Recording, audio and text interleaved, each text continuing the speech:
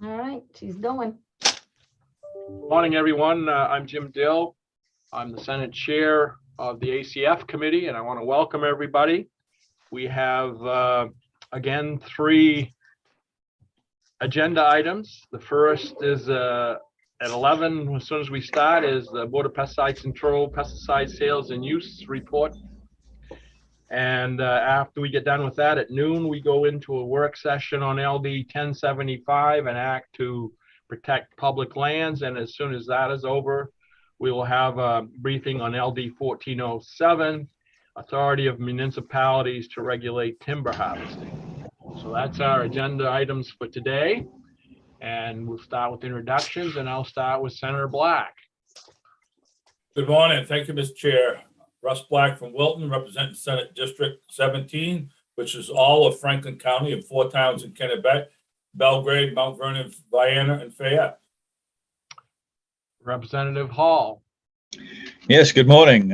Randy Hall from Wilton, District 114, representing 6 towns in southern Franklin County. House Chair O'Neill. Morning, I'm Maggie O'Neill and I represent House District 15, which is in Saco. Representative Osher. Hi, I'm Lori Osher, and I represent District 123. That's the majority of Orono and includes the University of Maine. Senator Maxman. Hi, I'm Chloe Maxman. I represent Senate District 13, which is Lincoln County and the towns of Washington and Windsor. Representative Landry. Good morning. I'm Scott Landry. I represent District 113, the towns of Farmington and New Sharon. Representative Pluker. Thank you, Mr. Chair. My name is Bill Pluker. I represent House District 95, which is Warren, Hope, Appleton, and part of Union. Representative McCray. Yes, good morning, folks. I'm Dave McCray from Fort Fairfield. I represent 9 communities in the central part of Aroostook County, comprising District 148. Thank you. Representative Underwood. Hi, I'm Representative Underwood from Presque Isle. It's great to see everybody again, and thank you very much for passing unanimously LD 1944 from the committee. And it's great to be here, and thank you very much. Have a great day, folks. Thank you. Thank you. And I think that's everybody that's on at the moment.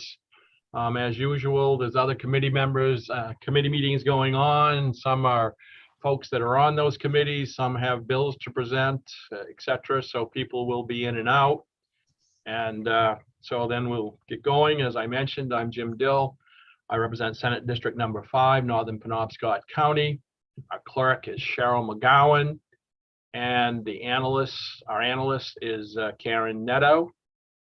And our first agenda item is the Board of Pesticide Control, Pesticide Sales and Use Report. And I see both Pam Breyer and Director Patterson are here. And I'll start with Megan Patterson to kick it off to see who's doing what. Thank you. Yeah. Good morning, Senator Dill and Representative O'Neill and members of the committee. And Cheryl, thank you for including our logo on your cover image there. It's an oldie but a goodie. And I will share my screen. So this is more or less an outline of what I'm going to talk about, quite verbatim. So if anybody needs to go back and reference it, or if it helps with following along, then it should be helpful there, I hope. Let's see.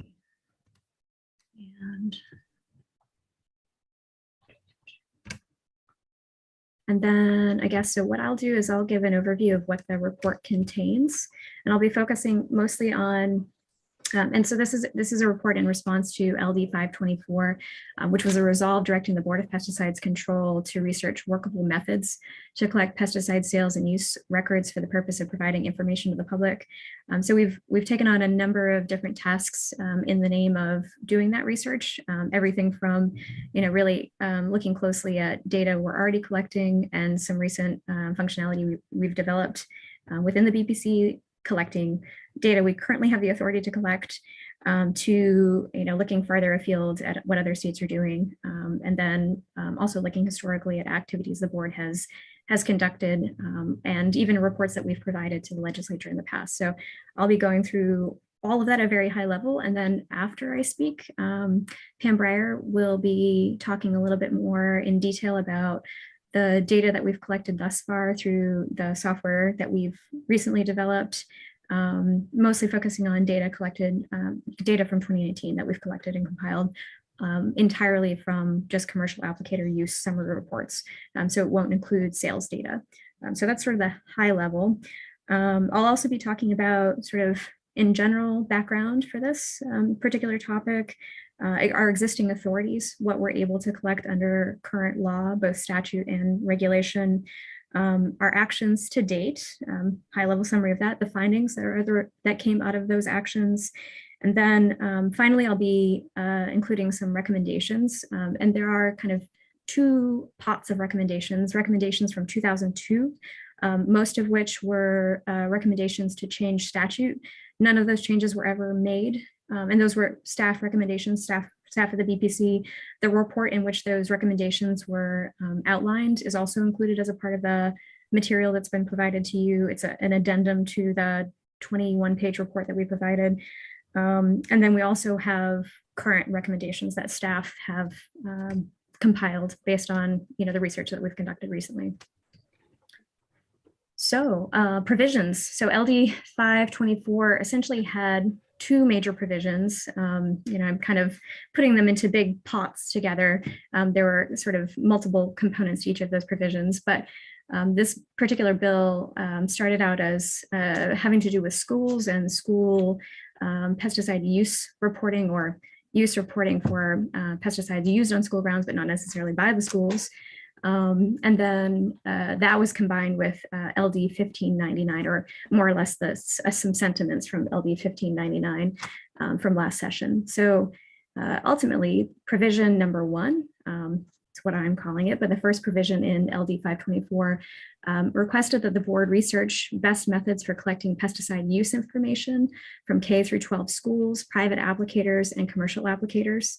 The second provision asked that the board research best methods for collecting information on pesticide sales in the state. So we interpreted as staff to, there are a couple of things here. We interpreted private applicators. We interpreted that to be inclusive of both private applicators of restricted use pesticides, but also private applicators of general use pesticides. So there are two types of private applicators in the state of Maine, and those licenses are quite different in terms of the scope of pesticide products available for use under those types of licenses. And then the second thing that we've taken some degree of liberty in interpreting had to do with sales. So we assumed that, meant both restricted and general use. So just to kind of set the stage there, that's what I'll be talking about. So when we started this project, we wanted to look at what had been done in the past. And we started initially with looking at legislative activities related to sales and use reporting. And the legislature's had a long-standing interest in sales and use reporting specifically, but also related topics of notification and drift. All of those ideas have been to some degree inextricably intertwined for many decades. And there is a summary of all of that research, all of those bills that have to do with those three topics included as an addendum to the report. So if you're interested in that and sort of where we've come from since I believe we went back to the 1980s, maybe a little bit further, and then kind of coming forward, we wanted to know what kinds of activities came out of that, and if we knew of every report that had ever been created as a response to some sort of request of this type. So there was a report. Previously, the board produced reports for the legislature of 1997, 1998, and 2000 pesticide sales and use data. A report that was produced for the legislature in 2002 also included data from 1995 and I believe 1999, as well as some more informal collections of data as well. We've produced over time several informal summaries of sales and use data. Those have been not necessarily compiled for the legislature's purposes, but in some cases have been reported to the legislature.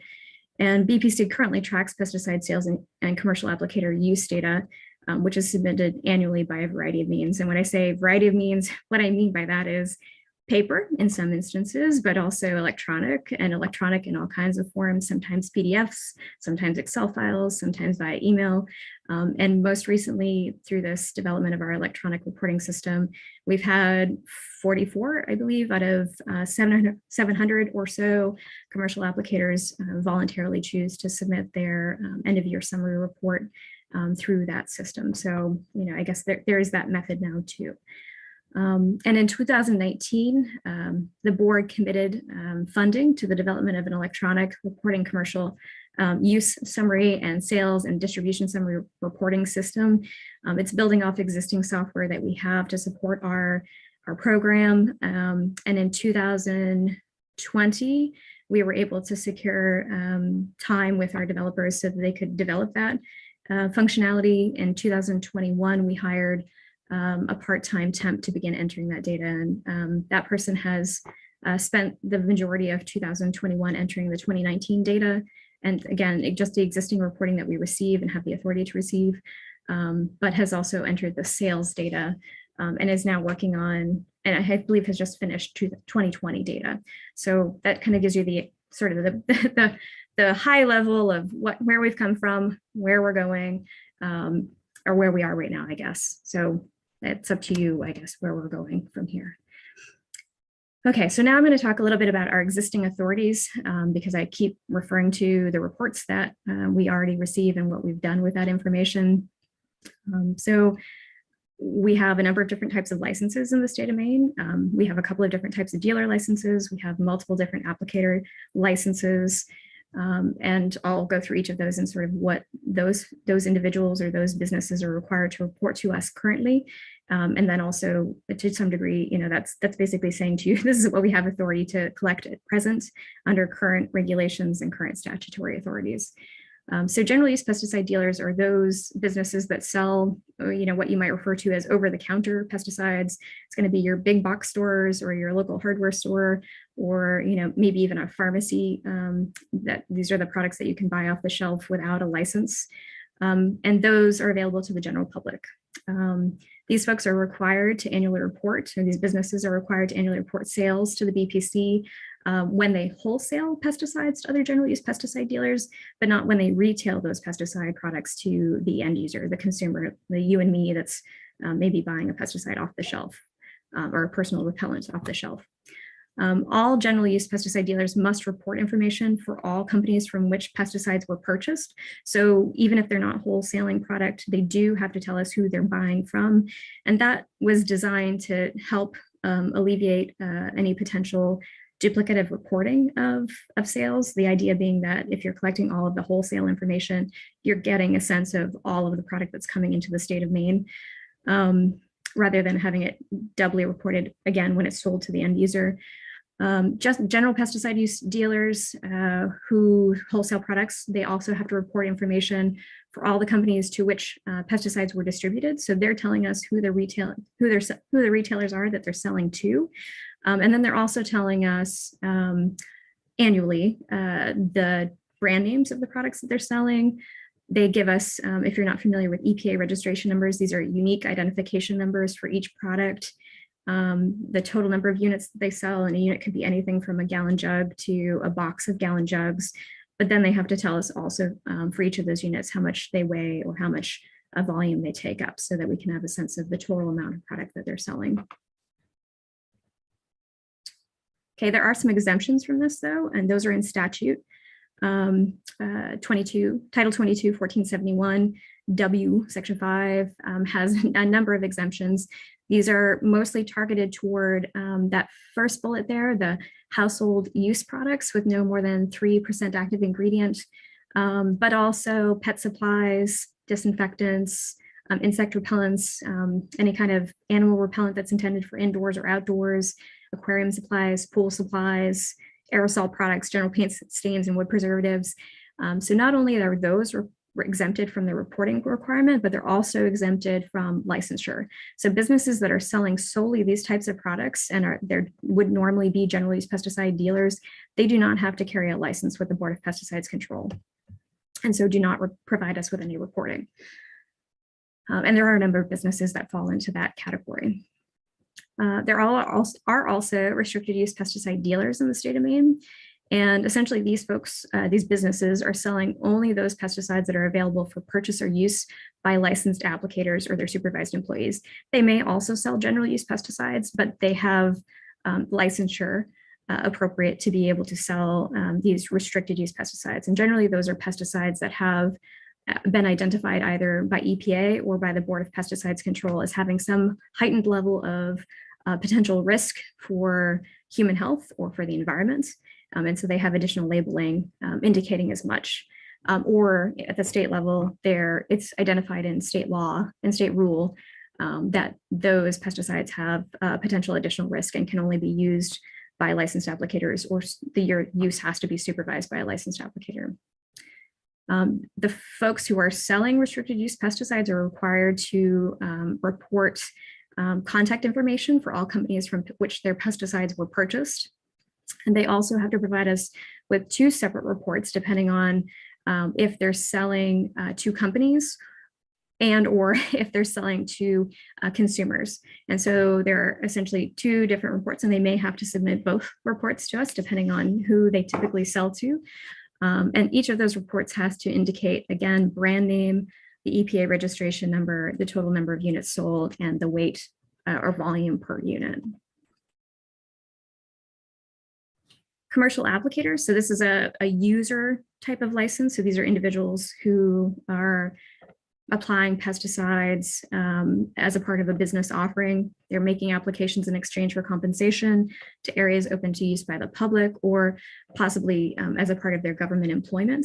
And that could be state level, it could be municipal level employment by a governmental agency. But it can either be an individual or it could be an entire spray contracting firm. That would be the business term that we would use to say there are multiple applicators working for that particular company.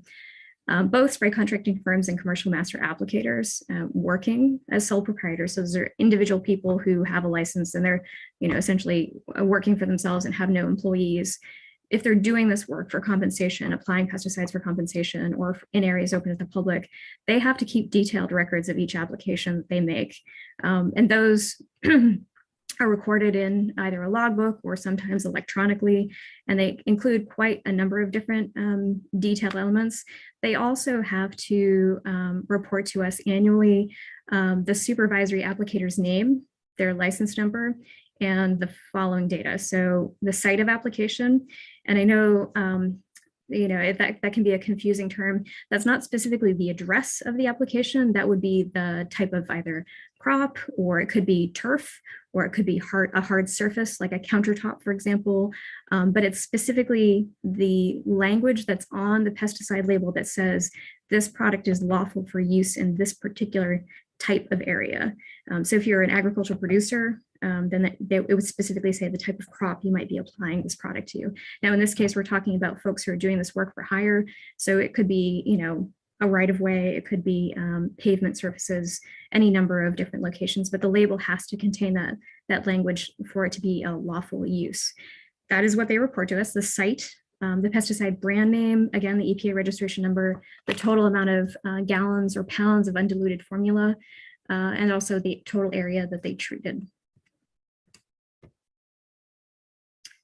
Okay, they also have to maintain logbooks. So as I mentioned, this information is something that, I'm sorry, let me back up. Commercial applicators do have to maintain logbooks, but when it comes to private applicators and private pesticide applicators of general use pesticides, so that private applicator versus ag basic applicator, these are our farmers, our foresters, our nurseries, greenhouse producers, cannabis producers.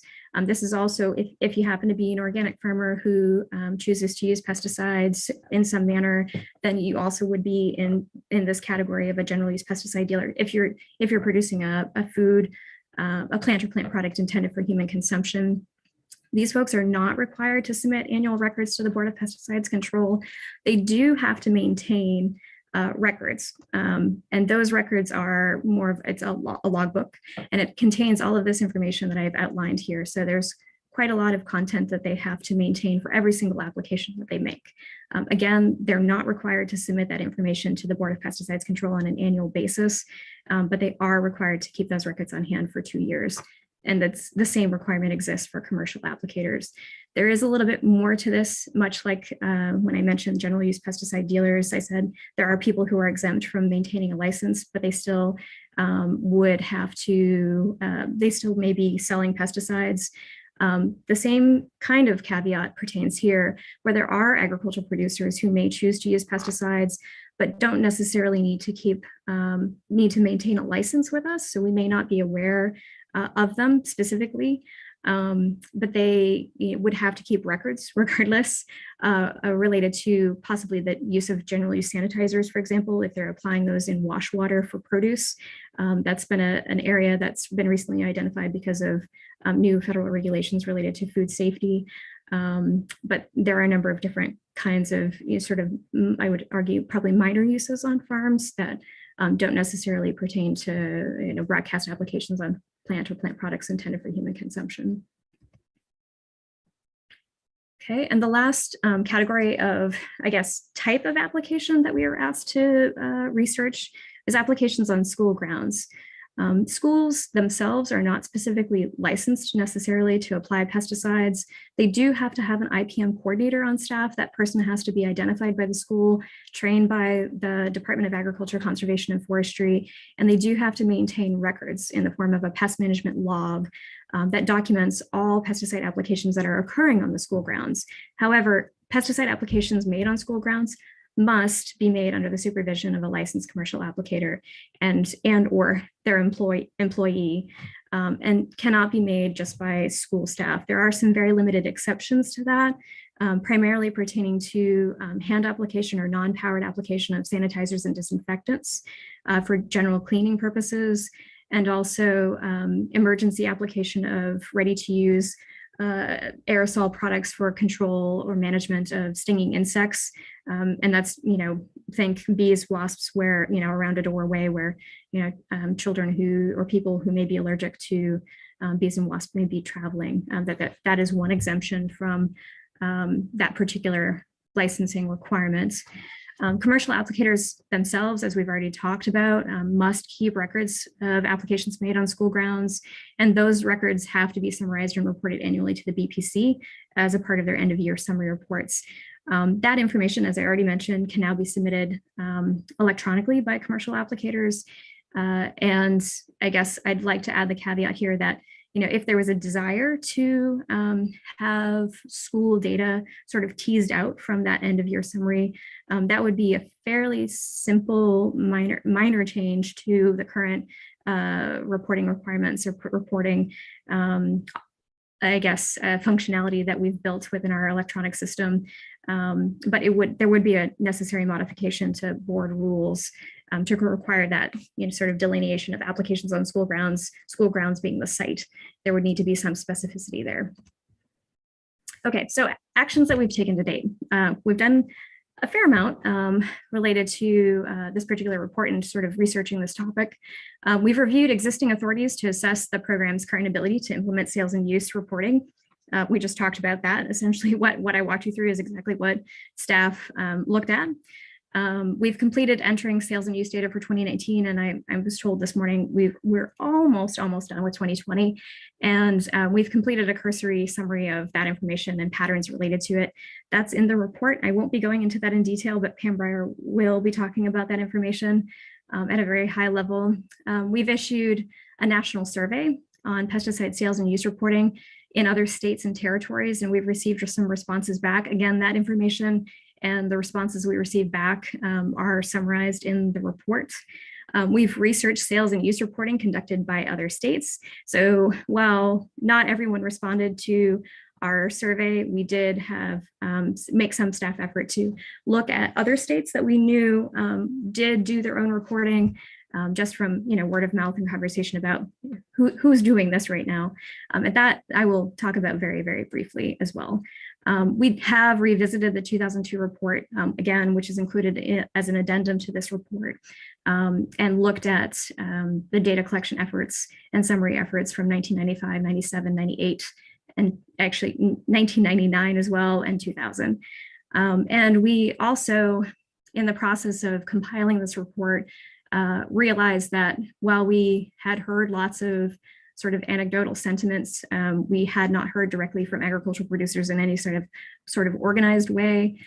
So we did hold a stakeholder information gathering session in December with agricultural producers or entities that represent those. And I know a number of the committee members attended that particular stakeholder information gathering meeting.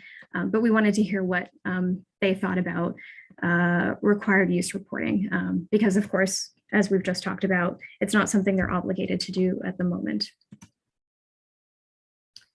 Okay, so all of those things that I just mentioned, activities that we've completed, the findings at a very high level. We our recently built electronic sales and use reporting functionality. We identified that it likely would need to be further modified depending on what additional data the legislature would like us to collect.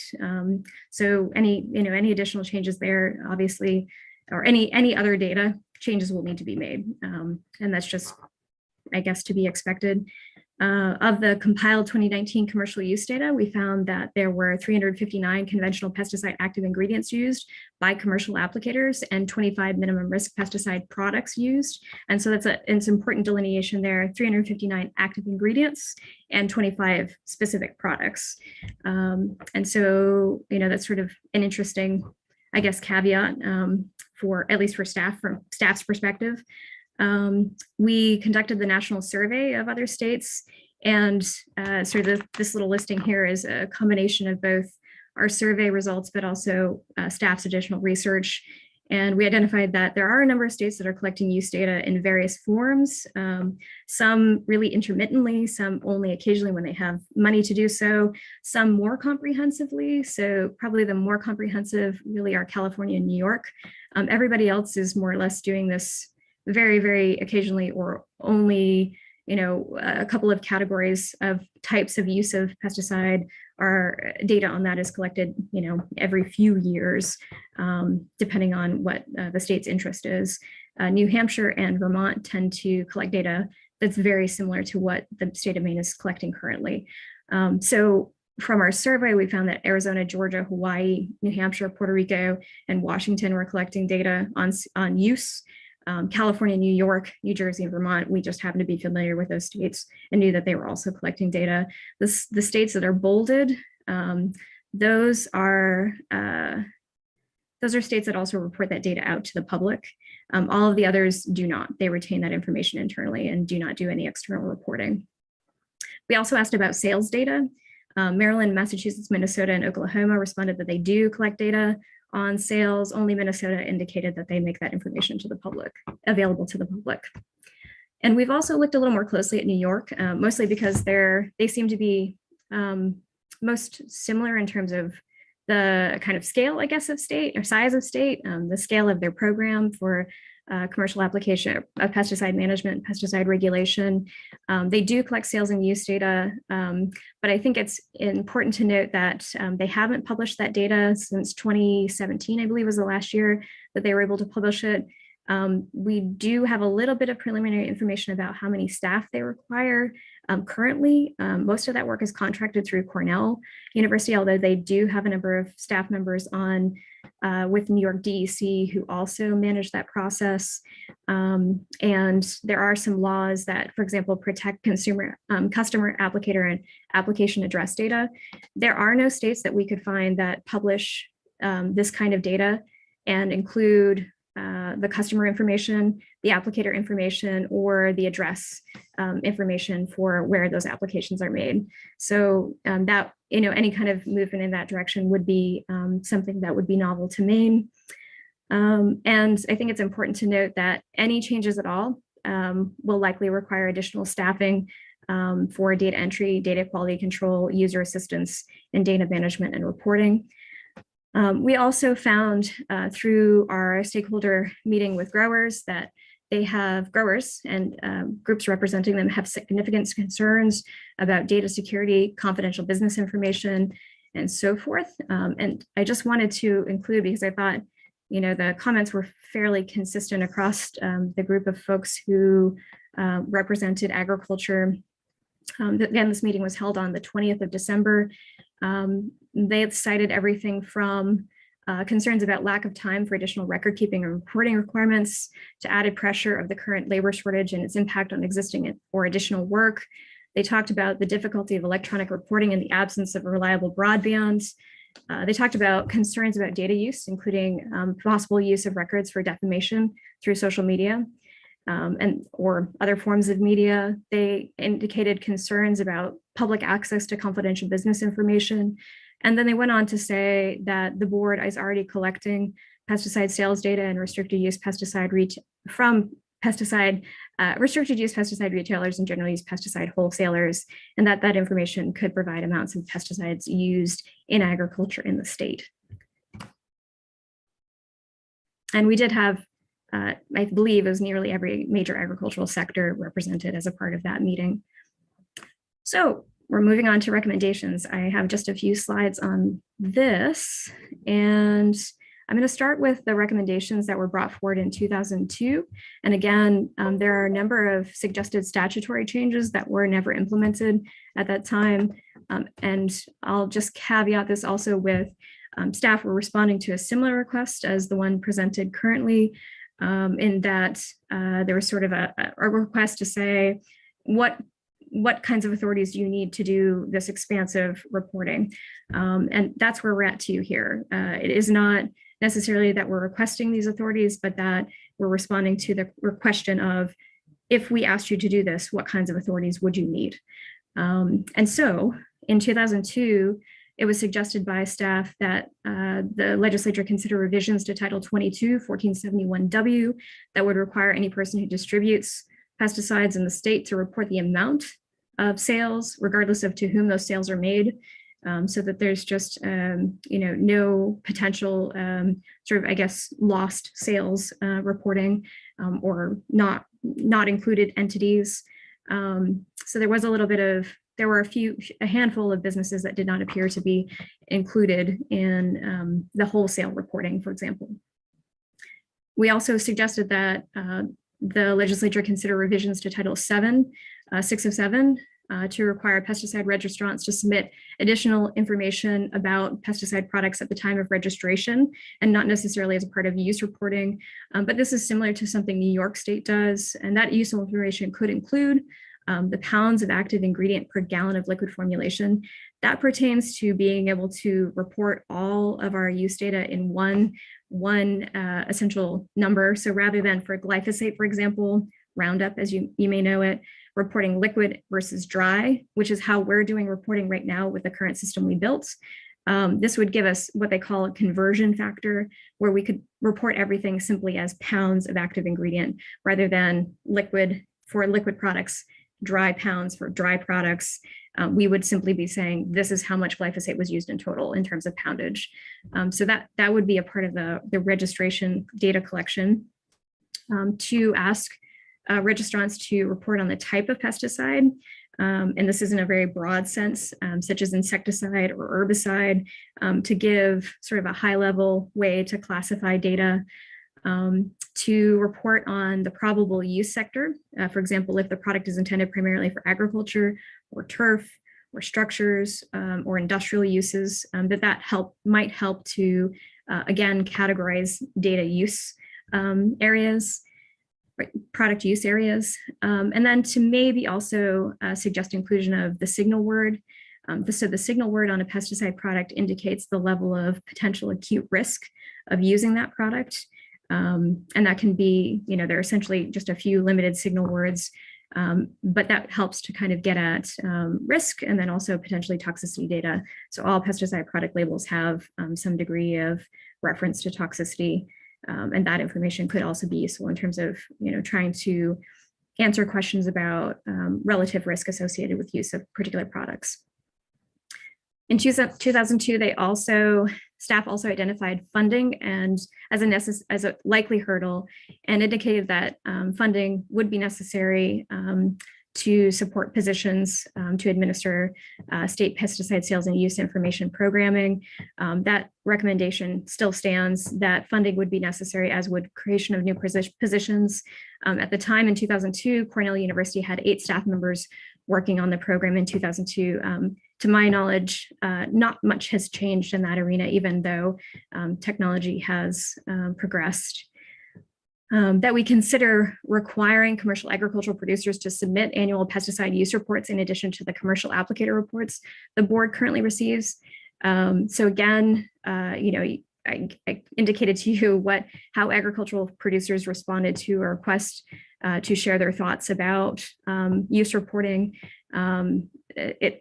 Generally speaking, the sentiment coming out of that meeting was that they would not be in favor of doing so. Historically, the board has conducted informal on-farm and anonymous on-farm use surveys. I can't tell you why that particular practice ended, but it's been a number of years since we've done so. It is something that we could consider reviving, and I'm personally, professionally interested in reviving that practice of doing these anonymous surveys on farm, but it would not be a mandatory use reporting requirement for private applicators. We also suggested that the board's rules might need to be modified to require reporting by commercial pesticide applicators to tailor the reports to correspond to the types of information that is of interest to the legislature.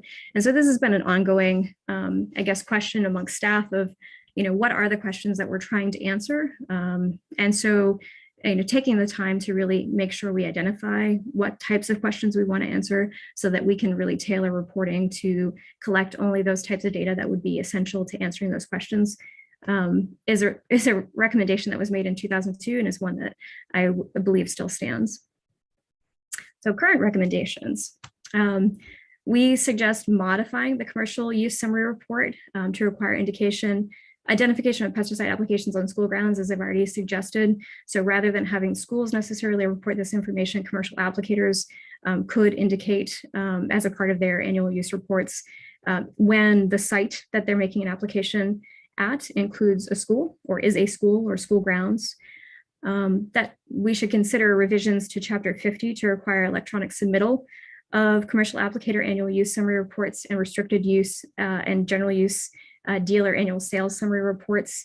Requiring that electronic submittal will help alleviate the need for a staff member to hand enter all of that data, which is substantially how that's being done now, as I had previously mentioned. We'd like consideration of Title 22, 1471W to require electronic submittal of general use pesticide dealer annual sales reports. And so the caveat here is that restricted use pesticide dealer reports and commercial applicator reports are both required in Chapter 50, whereas the general use pesticide dealer reports are required by statute. That's why we're talking about 2 different areas for requiring the same thing. We'd also suggest, as I mentioned from 2002, there was sort of a suggestion of figuring out what questions we're trying to answer so we can tailor the data accordingly. Current staff are suggesting hosting a series of stakeholder meetings with parties that are required to submit sales and use reports and entities interested in sales and use data to better understand the types of questions to which the data might be applied so that we can then again tailor the types of data that we're collecting. And then at present, all pesticide sales and use data collected by the board is subject to FOA. So there is no way that we cannot protect any of the data that we collect, and we cannot protect any data that we may collect in the future or be asked to collect.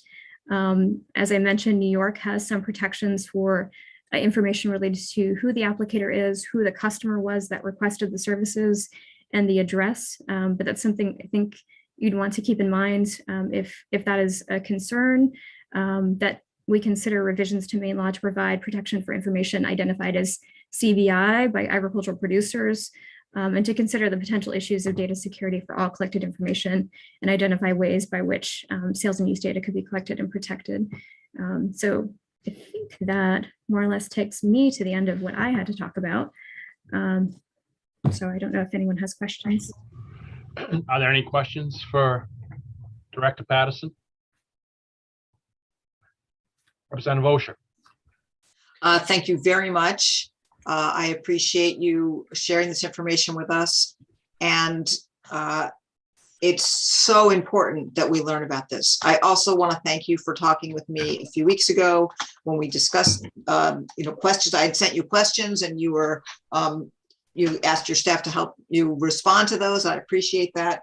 But I also want to say that I have been told by many people that I speak quickly, and I think that you have me beat. And so I appreciate that you're packing a lot of information into a small amount of time. It's essential, though, that we are able to have this summarized so that we can make sure we can drill down. So there's a lot to unpack, and I have specific questions, but one of my first thing I want to do is make a motion for the committee to have a bill to create a pesticide registry, because as all of this information comes to us, it's still you gave us a summary that included a report from 2002. That's 20 years ago. My kids were little less than 1 year old at the time. There's a lot that has changed, and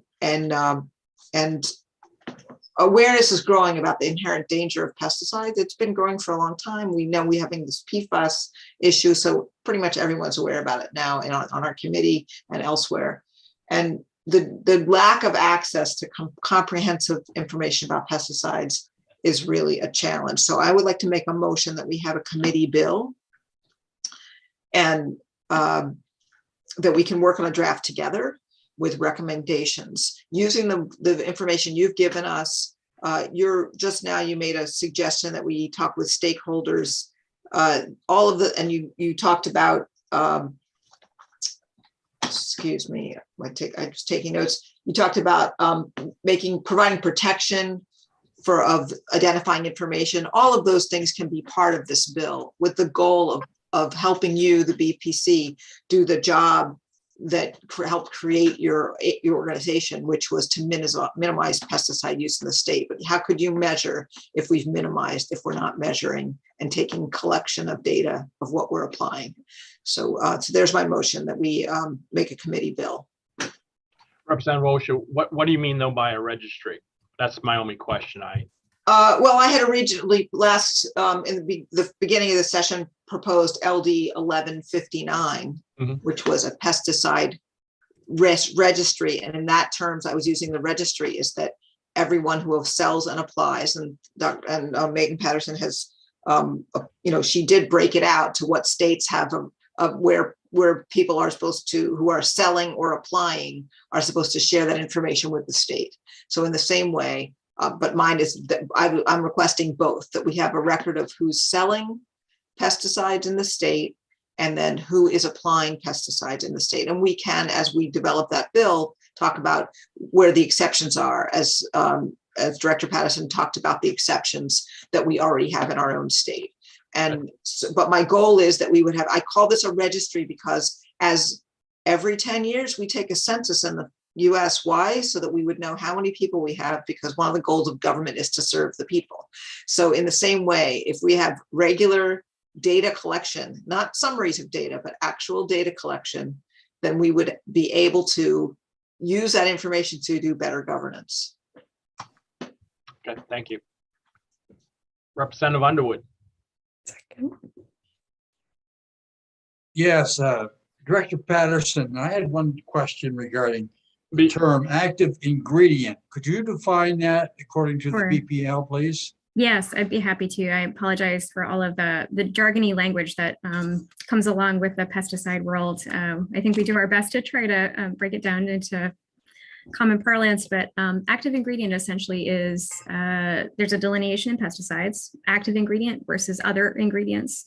Pesticide products have active ingredients. Those are the materials that actually are doing the thing the product is being sold to do. So if it's an insecticide, those are the chemicals in that particular product that control, repel, kill that insect that it's intended to do that thing for. Same's true with disinfectants. So we've all become quite familiar with those because of the pandemic. So the active ingredient in a disinfectant would be the thing that's meant to, for example, kill, control COVID-19, for example. The other ingredients are, much like, your shampoo that you use every day, or your detergent that you use on your clothing. There are going to be ingredients that do other things. So they might be a colorant, it might be a scent, it might be even something that helps it be more compatible, mixing with water, for example, but doesn't necessarily do the thing that the product is being advertised to do. Does that more or less make sense? Yeah, thank you very much. Sure thing. Yep. Before I ask for a second, I'd like to have any other questions that we have for Director Patterson. And I think actually ask for Pam Breyer's presentation, and then we can come back to the second, because it may reform a little bit. Representative Osha, what you may want to include in your motion, at least initially, if you don't mind.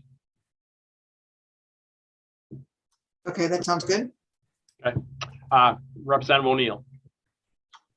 Thank you, Mr. Chair. I was going to second it, but conditionally, because I wanted to reframe the conversation a little bit. I think registry is not the word we want to use, but more of a database. And Megan raised a lot of super specific points that I think we can take into account as we draft it. Thank you. And that's why I asked what was meant by a registry in this case. So I'll hold off on your second, if you don't mind, until we have Pam's presentation, and I'll come back to you for the second. That's fine. Any other questions for Megan at the moment? Seeing none, welcome Pamela Bryant. Hello, good morning. Yep, we're still in the morning. Good morning, Senator Dill and Representative O'Neill and the members of the ACF committee. I am Pam Breyer. I'm the pesticides toxicologist for the BPC. I'm going to share my screen and pick up the presentation where Megan has left off.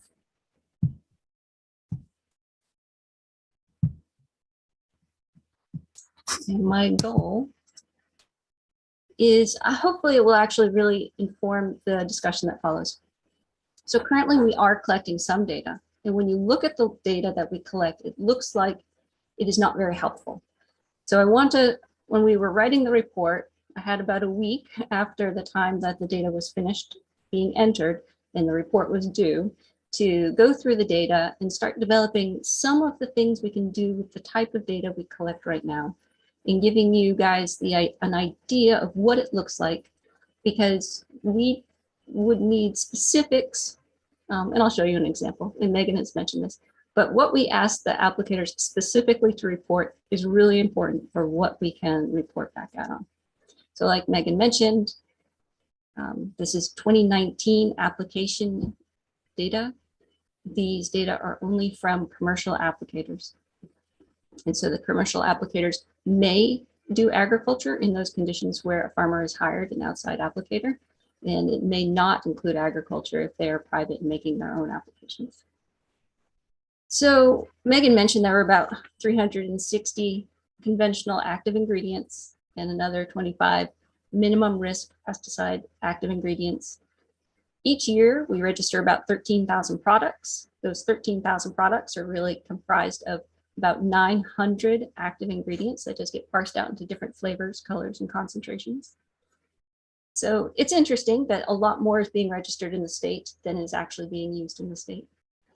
And Megan mentioned the difference between how data are reported. And this is just an ugly fact about this world. And you can see this in the other states and how they deal with these data. Some of the data is going to come in with a poundage, and some of it is going to come in gallons.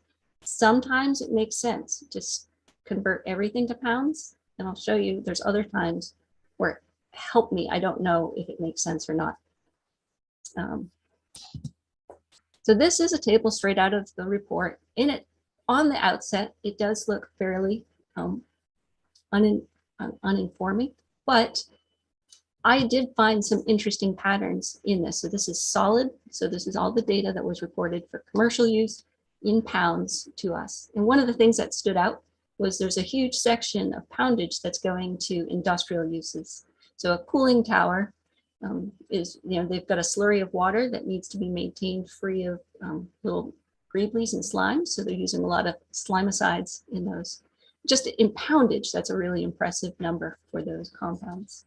But when we kind of take those out and don't look at them, the top 3 chemicals that we're looking at are all not exclusive to, so I'm not going to say they're not used other places, but these are associated with potatoes in the county. So there's, and we do know some things about herbicides. Herbicides tend to be used at a higher tonnage than insecticides. So you're always going to see herbicides higher on these lists than not.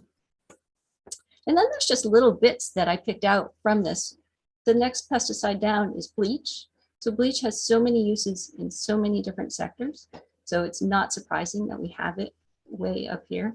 And I've mentioned this before. From my perspective, this is a chemical of concern. This is the one most associated with how people injure themselves because of our familiarity with that compound. So its presence this high on the list is telling. Down at the bottom left, I've got brown-tail moth and question mark. This is an area where it would be nice if we knew for the entries that we get the licensure category that the application was made under. And that's one of those details that we've recommended be added if more information is needed. We know that acephate is a very common chemical used in brown-tail moth control. Is it this high up on this list because of brown-tail moth? Could we be seeing patterns in pesticides for treatment of that particular pest from this kind of chart? So that would be something more that we could get from this data. And then on the right-hand side, it says newer insecticides, so chlorantraniliprole. It's interesting to see, this is a very expensive compound, and it's interesting to see that its use is so high. And it's being used to replace a lot of the older organophosphates and neonicotinoids. This is the same data, but for the gallons only. So commercial applicators, total of all of the liquid. And you can see that glyphosate has jumped from 34th in solid to 1st in liquid. So that is interesting.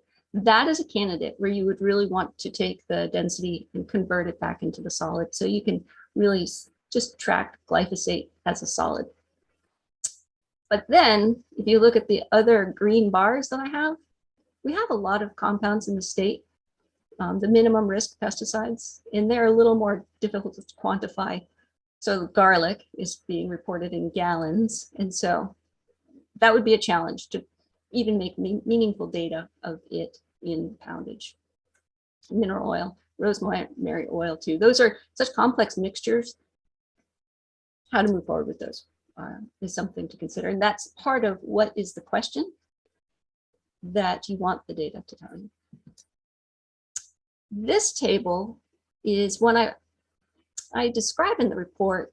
I made some decisions. So these broad application categories based on conversations that we hear about pesticide use.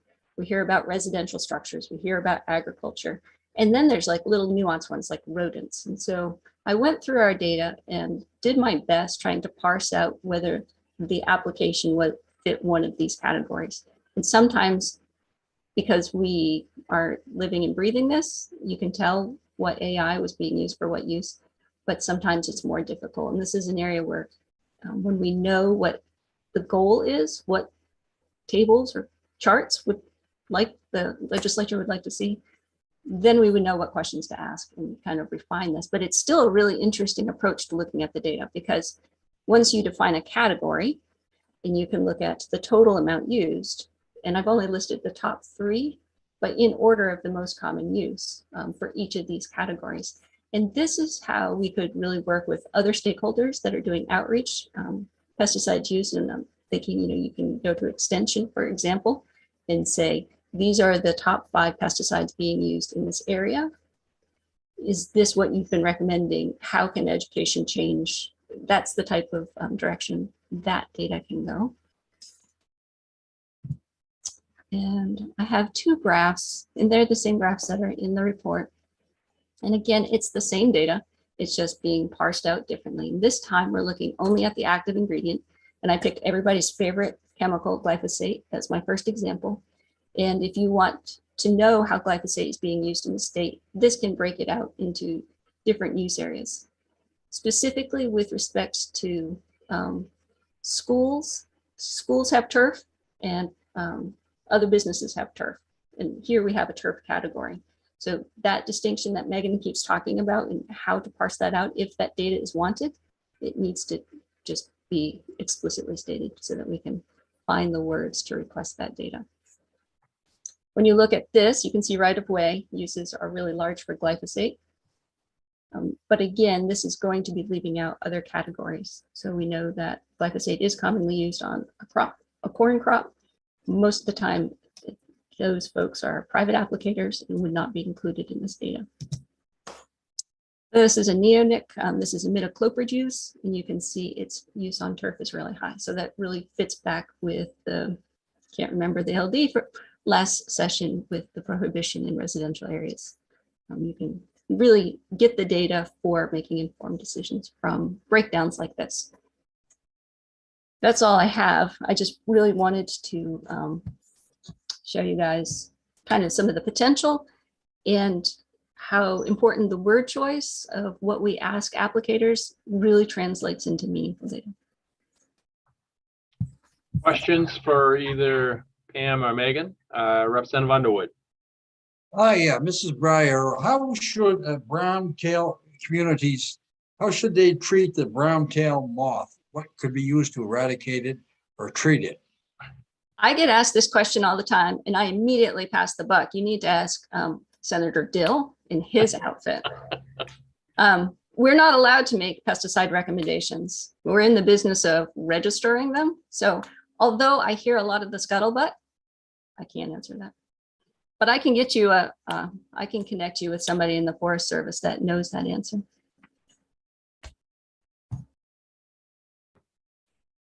Please do, I appreciate it. Thank you. Representative O'Neill. Thank you, Mr. Chair. So I want to second the motion that Representative Osher has made, and I think we can work with her on mic, if you don't mind, Representative Osher, just to maybe give us like 3 bullet points of what you're thinking. And there are a lot of specific recommendations that that Director Patterson has made that I don't think we need to list out right at this moment, but that Representative Osher could coordinate with Director Patterson on incorporating those in the bill. Representative O'Neill, I know when you spoke a little while ago, you did raise the question about registry versus database. So I'd like to see what the terminology is here that we're looking at. So I would go back to Representative Osher first. All right, so what I'm proposing is a database. Okay. Fine with that vocabulary. I come to this as a scientist that's newly involved in government, that has tried to find information, and also know that as the government, we're already instilled with the goal of providing, of addressing this mission. So my focus is a database of sales and use, and taking into account what Director Patterson says, that information would be protected, and we'd have a discussion on what kind of protections, so that those who are applying specifically would be able to be protected from having their locations disclosed to the public. Although I do believe that location data is essential. We know that if the spreading of the sludge had been geolocated in a database, it would be very easy now for us to go back and find out where sludge was spread and find out what the PFAS contamination level is. And so this will help us in the future because we do our best as humans to figure out how to use tools to make things better. And sometimes we find out later that those tools had some downsides, as we've learned with PFAS. And so we need to go back often. So my goal is a database with geolocation for sales, well, for geolocation for use and sales database, and that we work with the BPC to figure out how to make sure that there's protection for and from FOA for the people who are supplying the information and using those pesticide tools. that I consider that there's plenty, I know that there's plenty of technology available for that, probably to be something that would make it easier for people who are applying to provide the information. As easy it is right now, you can register your car online, right? And that makes it very easy. So that we know that there's a possibility to have electronic databases that the state uses to keep track of things. And so I would like it to be have an online interface, understanding that some farmers will find that a challenge, and therefore the BPC would also have to work with people who are not, because of lack of broadband or lack of technological capabilities, cannot at this point do the interface. But I'm sure that as time goes on, as more people get connected with technology, that will also be more accessible. So I guess to summarize, database, protections from FOA for the people who are putting information in the database, and make that database something that's has an ease of use because of the technology available. So very similar to the bill that I put in earlier. What I didn't hear from Director Patterson, and it probably would take funds to figure out, it would be to do an analysis of not just what her group was great about sending out information to other states and sending a questionnaire and asking them questions, but probably there'd have to be a deeper dive into what states spend and what tools they use, and which would be the best tools for us to use to make this useful for our state. Representative O'Neill, is that kind of where you are with seconding that? Yes, yeah, Okay. I think that captures it. Okay, Thanks for your work on it. so we have motion on the floor. It's been seconded. We'll go into discussion. Representative Pluker. Thank you, Mr. Chair. I just want to say thank you so much to the Board of Pesticide Control and Ms. Patterson, Ms. Breyer for putting together the report. I'm having a hard time locating it in my email, which I'm sure is my fault. Karen, would you mind resending it out? And the reason for that is just because I think there were a lot of recommendations in the report that really crossed with some of Representative Osher's intentions, and I would like to see that. And I'd like to make sure that we're coordinating our work as we put together this committee bill. I think Representative Pluker, as usual, if we pass it here to go to committee, you know the process, it takes a while, get the information. By the time it comes back to us, we'll have something in writing to react to. So yeah. I'll go to Karen. I'll come back to you guys in just a second. Karen has her hand up, so she's probably questioning what's being said, perhaps, as she's capturing. No, I just wanted to respond to Representative Pluker. Yeah, it was submitted quite some time. It feels like years now, but it's probably just a couple months. But if you go, I'll resend it. But also, if you go on the committee's webpage right now, all the reports are there. And it's, BPC pesticide sales and use report. So it should be there, but I will resend it to you. And I've already sent emails to Director Patterson and also Pam Breyer for their PowerPoint presentations, because I think it was a much more user-friendly format in terms of what the recommendations were in Director Patterson's PowerPoint anyway. So I'll get that as well. And I don't know if I forgot what my other point was, but just, so my other question was, it sounds like the committee wants to get this referred back to ACF for a regular public hearing and work session process.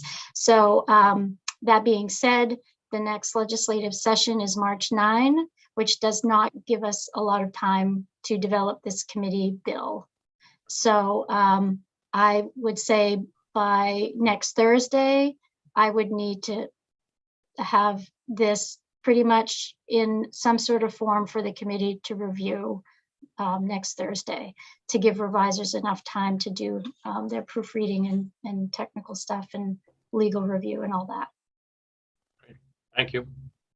Representative Hall.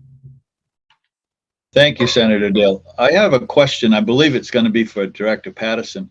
And that question is, with what Representative Osher has proposed here, can you explain to me what the difference is of what you folks already are gathering for information and have, and for what she's asking for? I just don't want to see us to go to a lot of work and try to reinvent the wheel.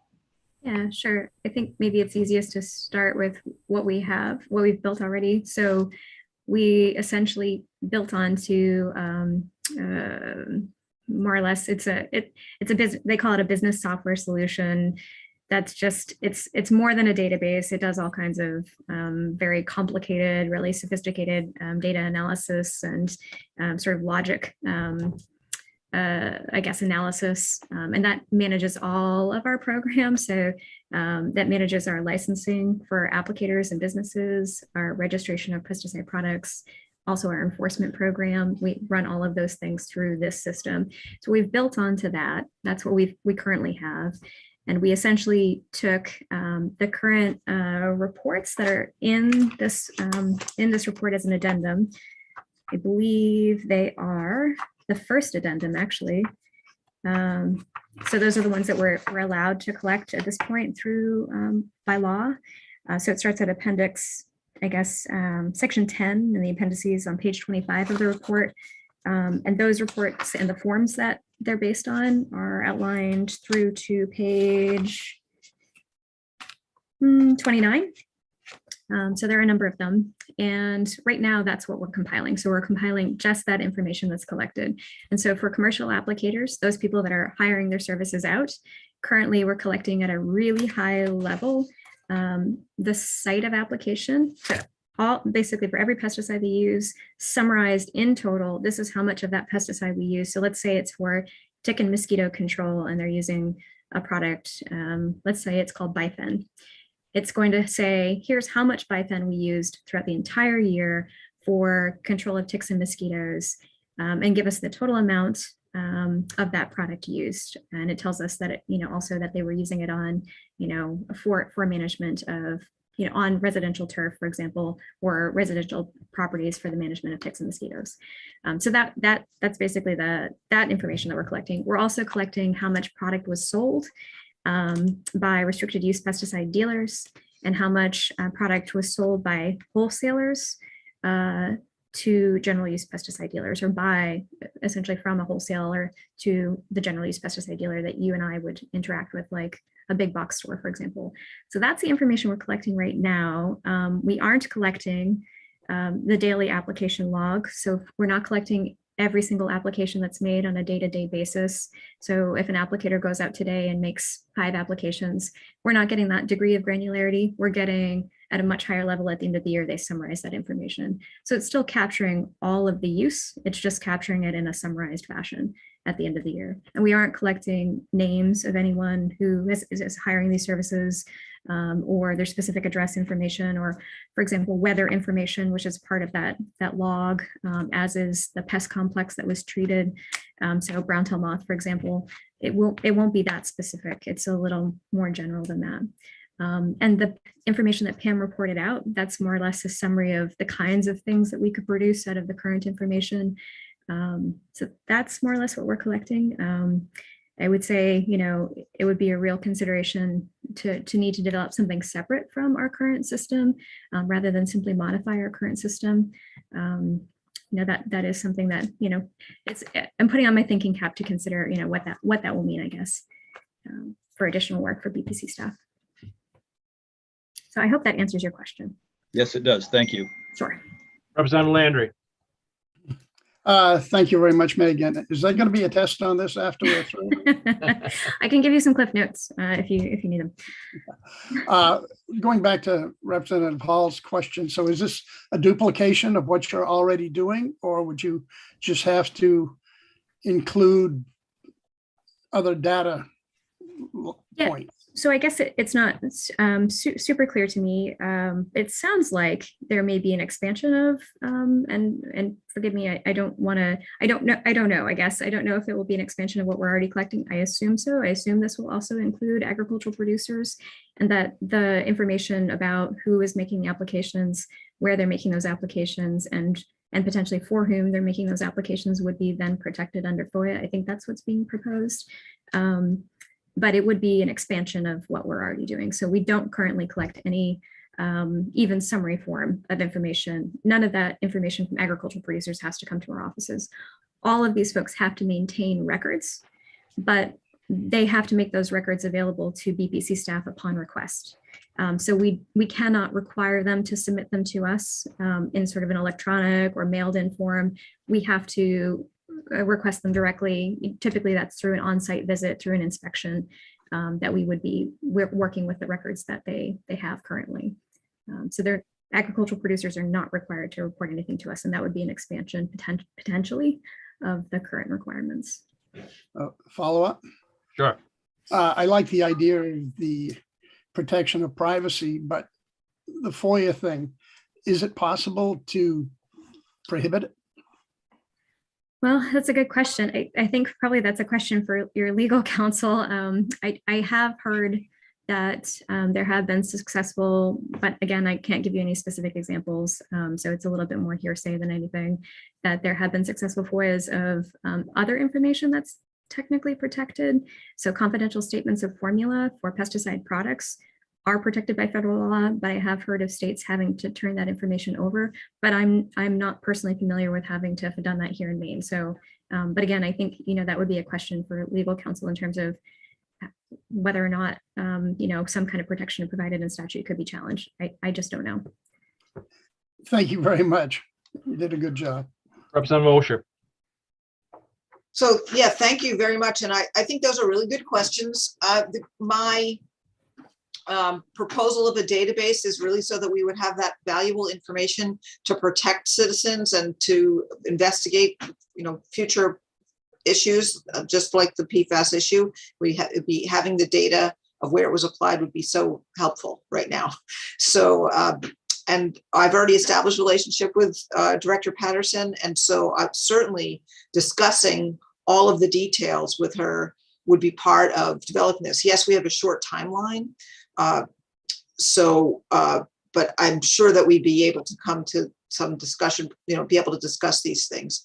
So but it does appear that it's separate, because the idea, as government, one of the things that we do, not our committee, but our governments oversee public schools, having an annual summary of how many children are in the school is valuable, but it doesn't give enough information. And that's why schools need to actually say how many students are in each class. And they also have to test the kids to find out how they're doing. So in the same way, having a summary information for some pesticide application isn't really giving us the kind of information that helps us do our job as government. And so this is what I'm proposing. As far as the FOIA, I think Director Patterson, that's very interesting information that people have had, that FOIA has been, the protection from FOIA for disclosing formulation was some case, but I think that this is this was the protection of the people who are applying from having their neighbors or their customers. If we're also adding agricultural, farmers to this was an idea to put into this bill to protect those farmers. So the information about what they applied is available to the BPC and available in aggregate, but is not available to the public as a specific, so that locations won't disclose who the applier is. So that was the FOIA workaround I was looking for. Karen, did you have a comment on that? Yeah, so assuming that,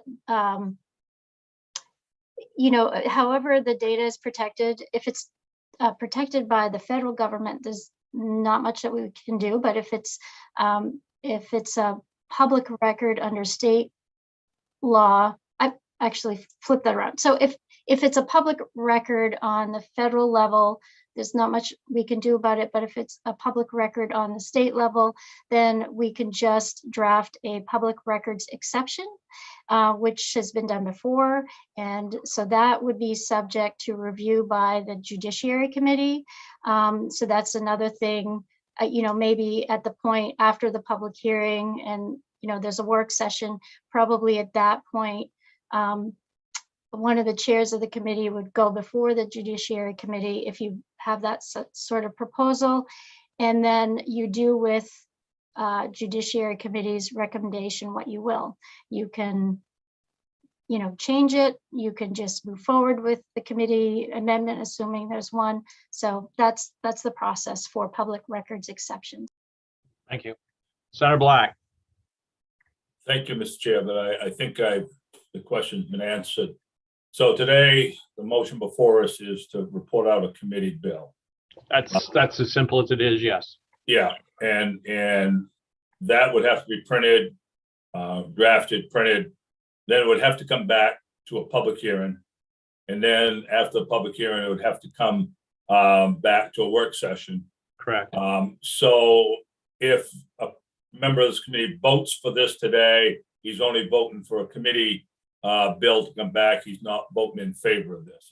Am I That's correct? correct. All we're doing today is to vote on whether, this warrants more discussion, public hearing, etc. Thank you. Representative O'Neill. Oh, thank you. That lingering hand, but Senator Black articulated what I was thinking. Is just maybe we could have these conversations at the public hearing and Right. Representative Mosher work with Director Patterson, because there's a lot of great work that's gone into this, and she can take care of that, I think, leading up. Exactly. Any other discussion? Karen.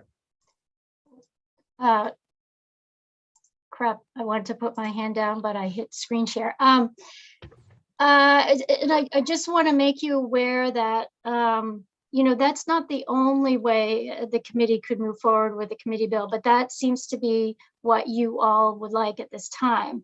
Another option is just to develop the bill and then to report it out, and it goes to the floor and it doesn't get back to the committee. So I just wanted to make you aware that that's another option, but it doesn't sound like what you all want to do with this particular bill.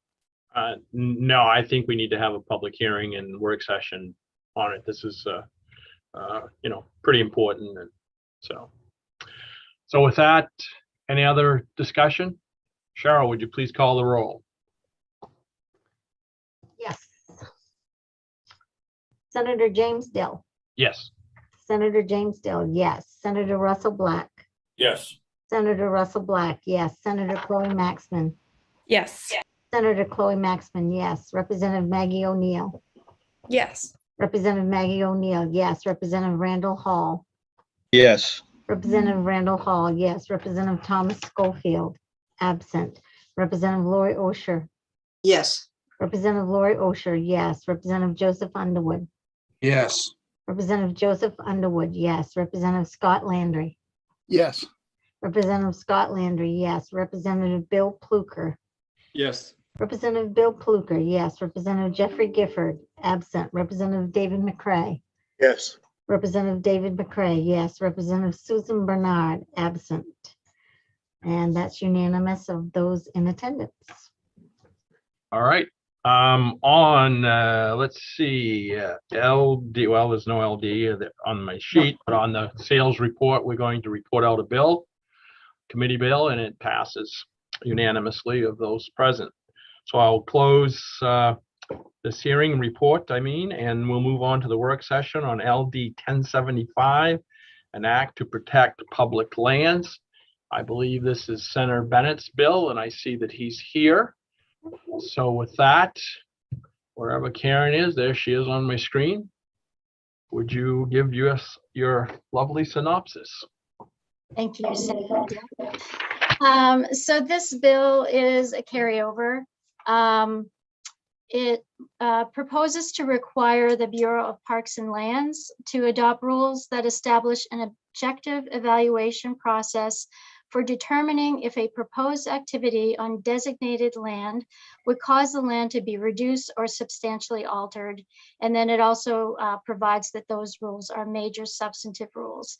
So we had this bill, and we had LD 471, initiated bill LD 1295. Obviously, a lot of those bills were precipitated by the lease agreement between the state of Maine and Central Maine Power and the transmission corridor project. So the committee heard this bill last April, and you voted to carry it over about a month later, given all that was going on with this topic. And of course, there was the ballot question in November. So here we are at the work session, and I'm going to go back to the language of the bill.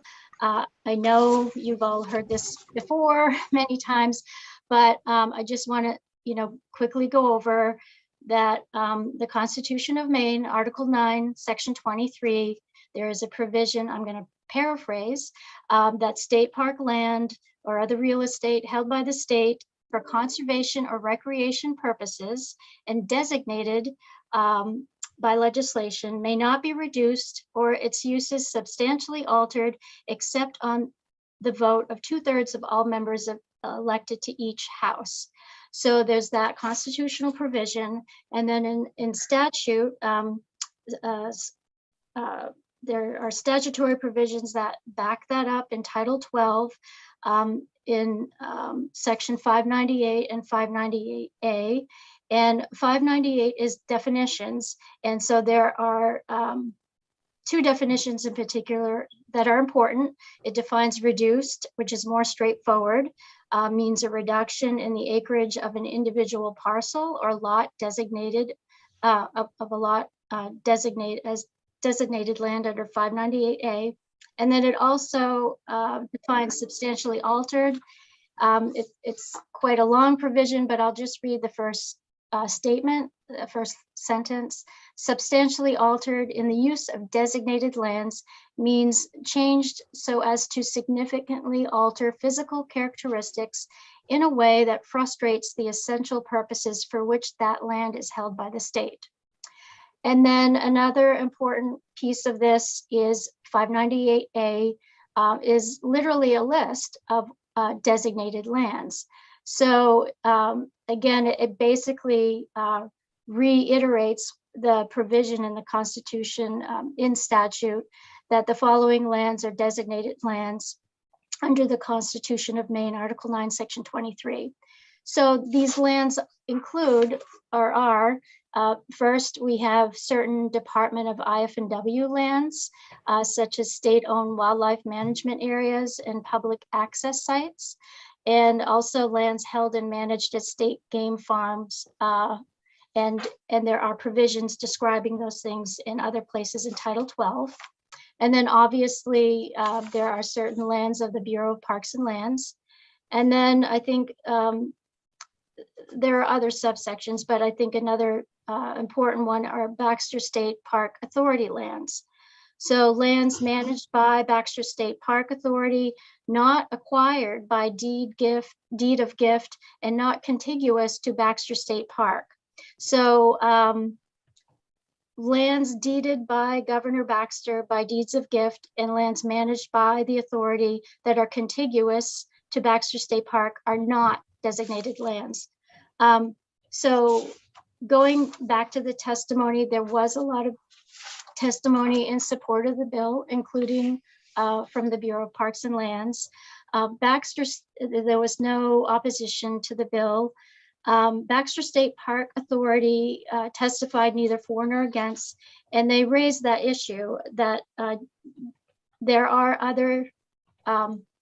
lands designated that are not Bureau of Parks lands. So there are the Department of IF&W managed lands, and then there are some parcels that are managed by Baxter State Park Authority. And I guess in Eben Sipatowski's testimony, he talked about there are two parcels that were acquired by the authority for the purpose of forest management that would be subject to this bill. And one parcel is in Mount Chase and the other in Harpswell. So I guess in terms of some suggestions at the public hearing, I think the Bureau was more direct that they would, one of the suggestions would be to consider limiting the application of this bill to only lands administered by BPL.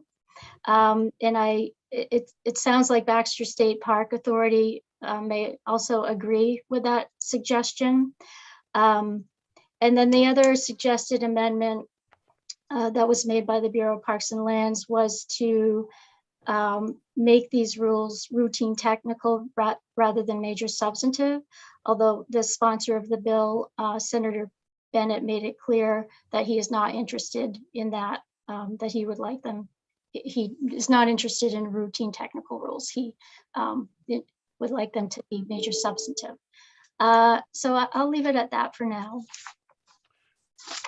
So then Karen, this bill basically would take and help to try to define even further the definition of substantial alteration. Is that where we are? And I mean, we can deal with the designated land part of it later as we discussing, but is that the crux of what we're dealing with here?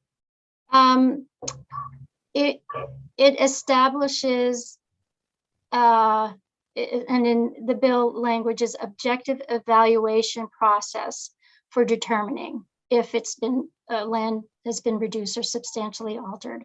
So I think and Senator Bennett can speak to his intent, but I think in my mind, the intent is to make a more transparent process of how these decisions are arrived at.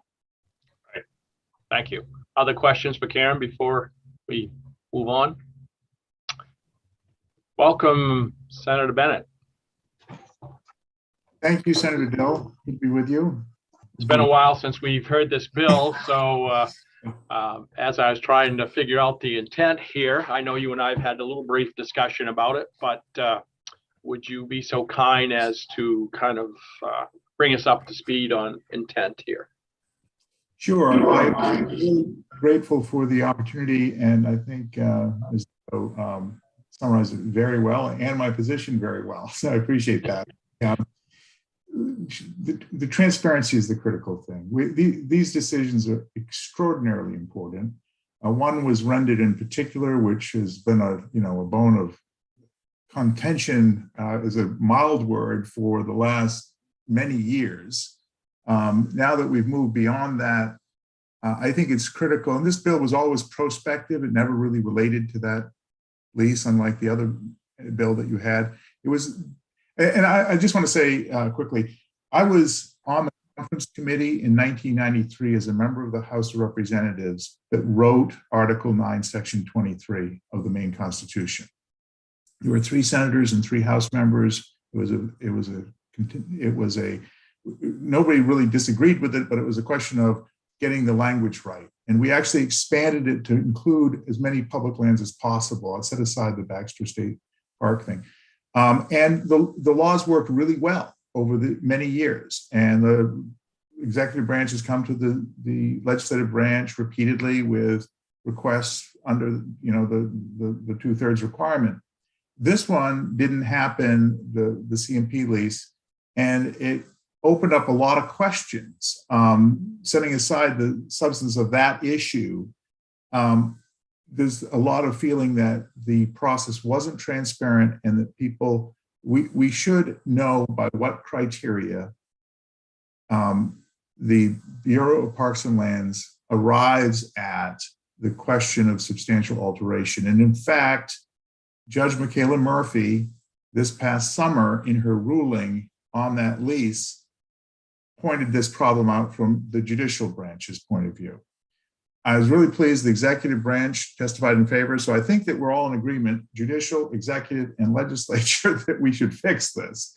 And I think it's really important to have transparency. And I know that the lead co-sponsor of this bill, who happens to be your House chair, Representative O'Neill, has been working to perfect some of the language here too. And I defer to her. She's kept me apprised of that. And I fully support her work in doing that.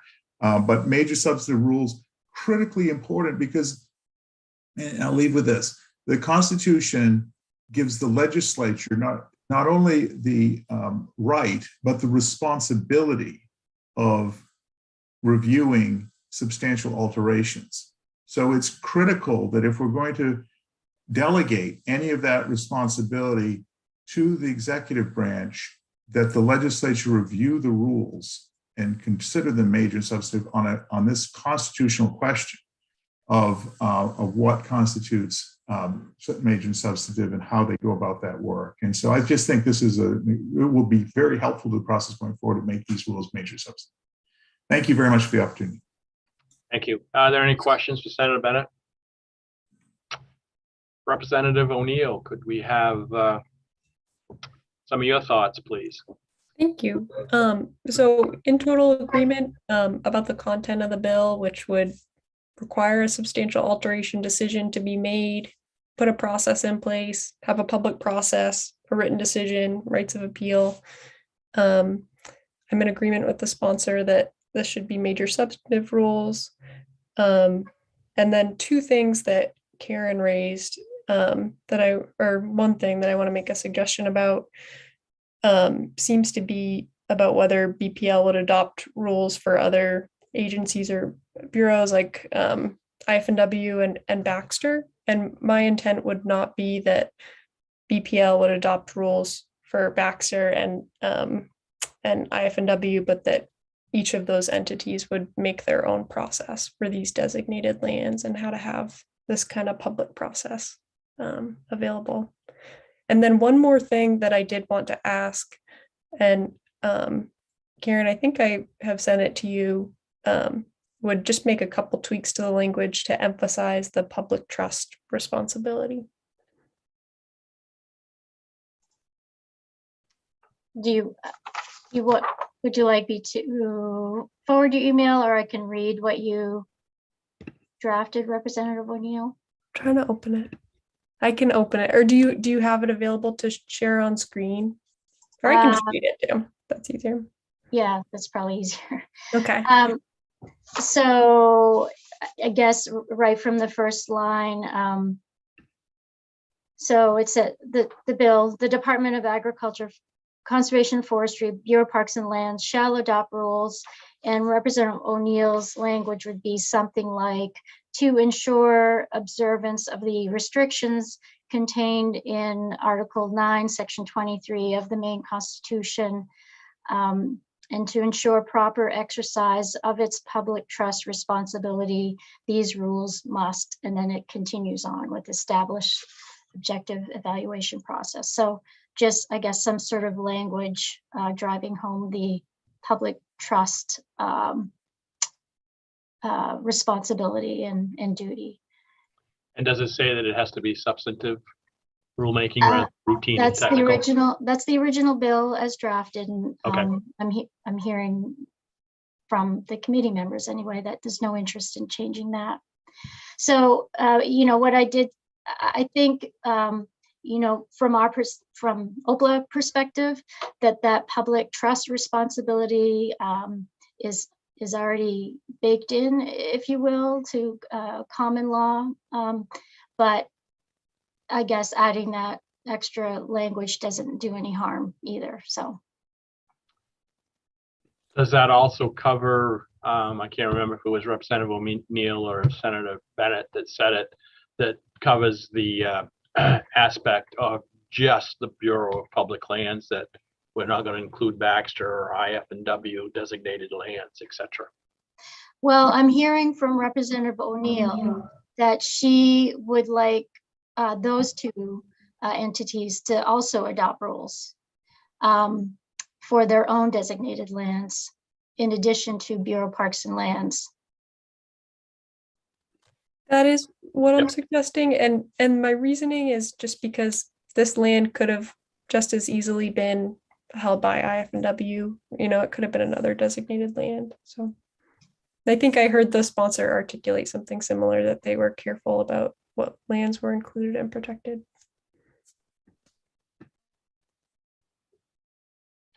Other questions?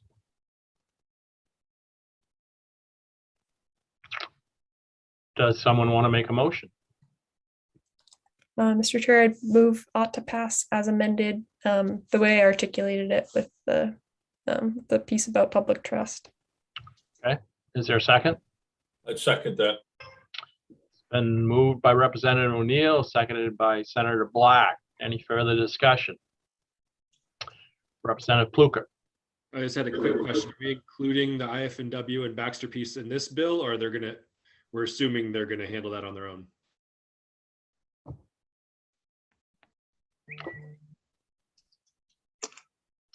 I guess that was. Karen, as drafted, will it reflect that?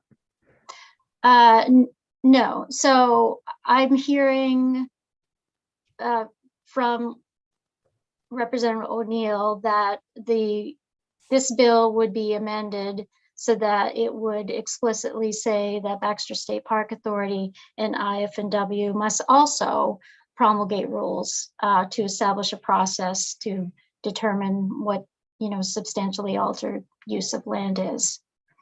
Would be my intent, yes. Okay. But are they then under the same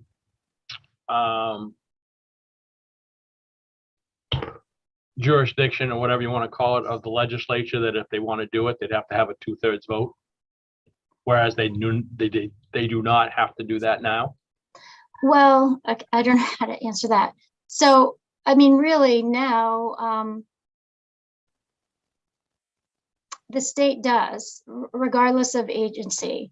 But I guess the issue that this bill is trying to resolve is that some people feel that did not happen with the lease agreement between CMP and the state. So this is directing, I guess what Representative O'Neill's amendment is doing is it, rather than directing the Bureau of Parks and Lands to adopt rules for a process that would apply to other agencies, essentially, it's saying each agency adopt rules for your own process for coming to that decision. Okay.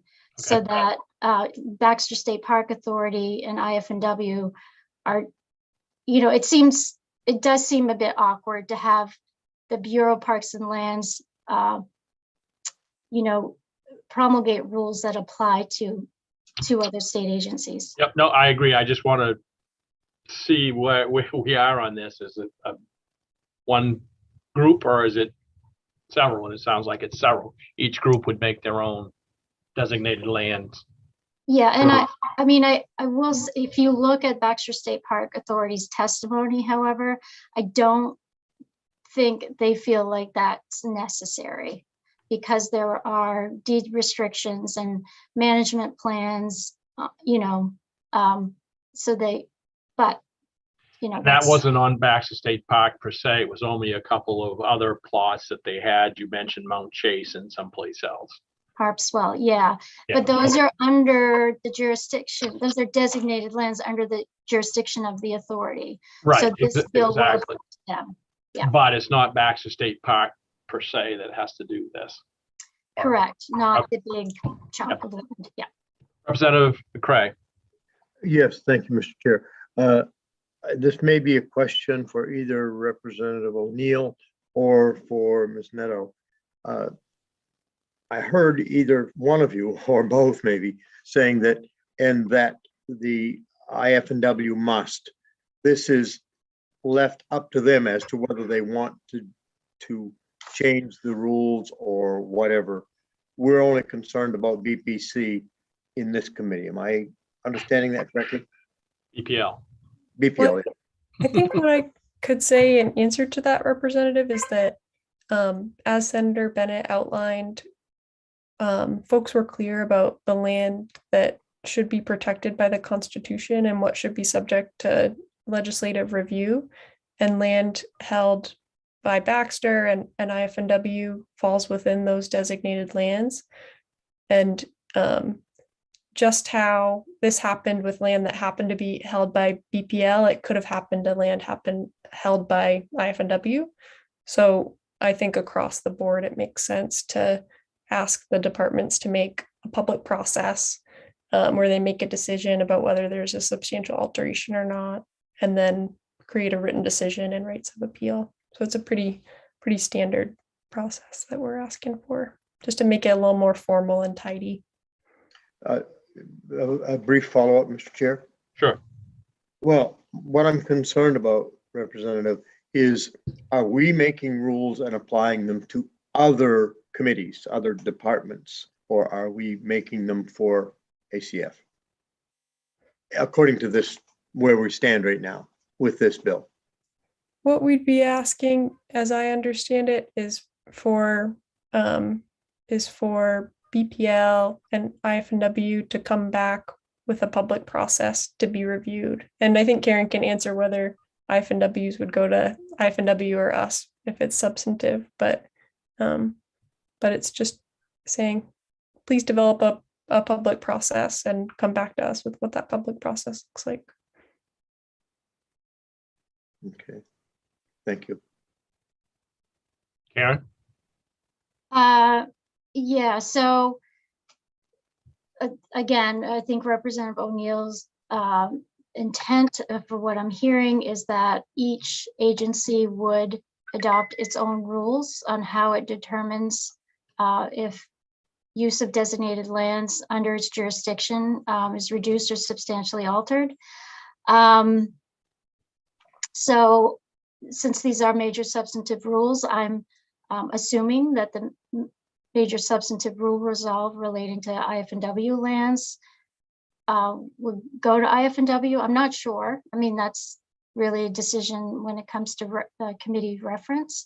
And then the same for Baxter State Park Authority. I know just my experience with education, like, with vaccines, that DHHS and DOE jointly, adopt rules. So I'm not sure what makes the most sense here, but it was raised as an issue by Baxter State Park Authority that it seemed a little awkward to them to have BPL adopt rules about how this decision is made that would apply to them. So, but I think for now, what I'm hearing from Representative O'Neill is like she would like all three agencies to undergo this process separately. Okay. There. Black. Thank you. And I agree with the amendment that Representative Neal has put forward. And it seems a little awkward, but I think it is allowing, and Baxter State Park did, question it, but probably Baxter State Park's not the one we're going to worry about. We do have a lot of IF&W land out there, and with the LMF bond and a new bill that was presented in IF&W, there's going to be more and more IF&W land out there. So this could happen anywhere in the state, just what happened with the corridor. So I think it's crucial that we move ahead and with this legislation and include those two and allow them to make their own rules. But I think this legislation is telling them it needs to be done, and that we're, so I think that's where we are. We're not making rules for them. They're going to make their own rules, but it's critical that all the land that we have in trust in the state of Maine is protected from something like what happened here in BPL. Thank you. Thank you. Representative Underwood.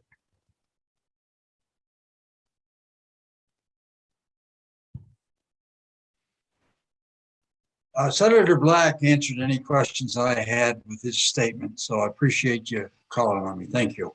Okay. Any other discussion?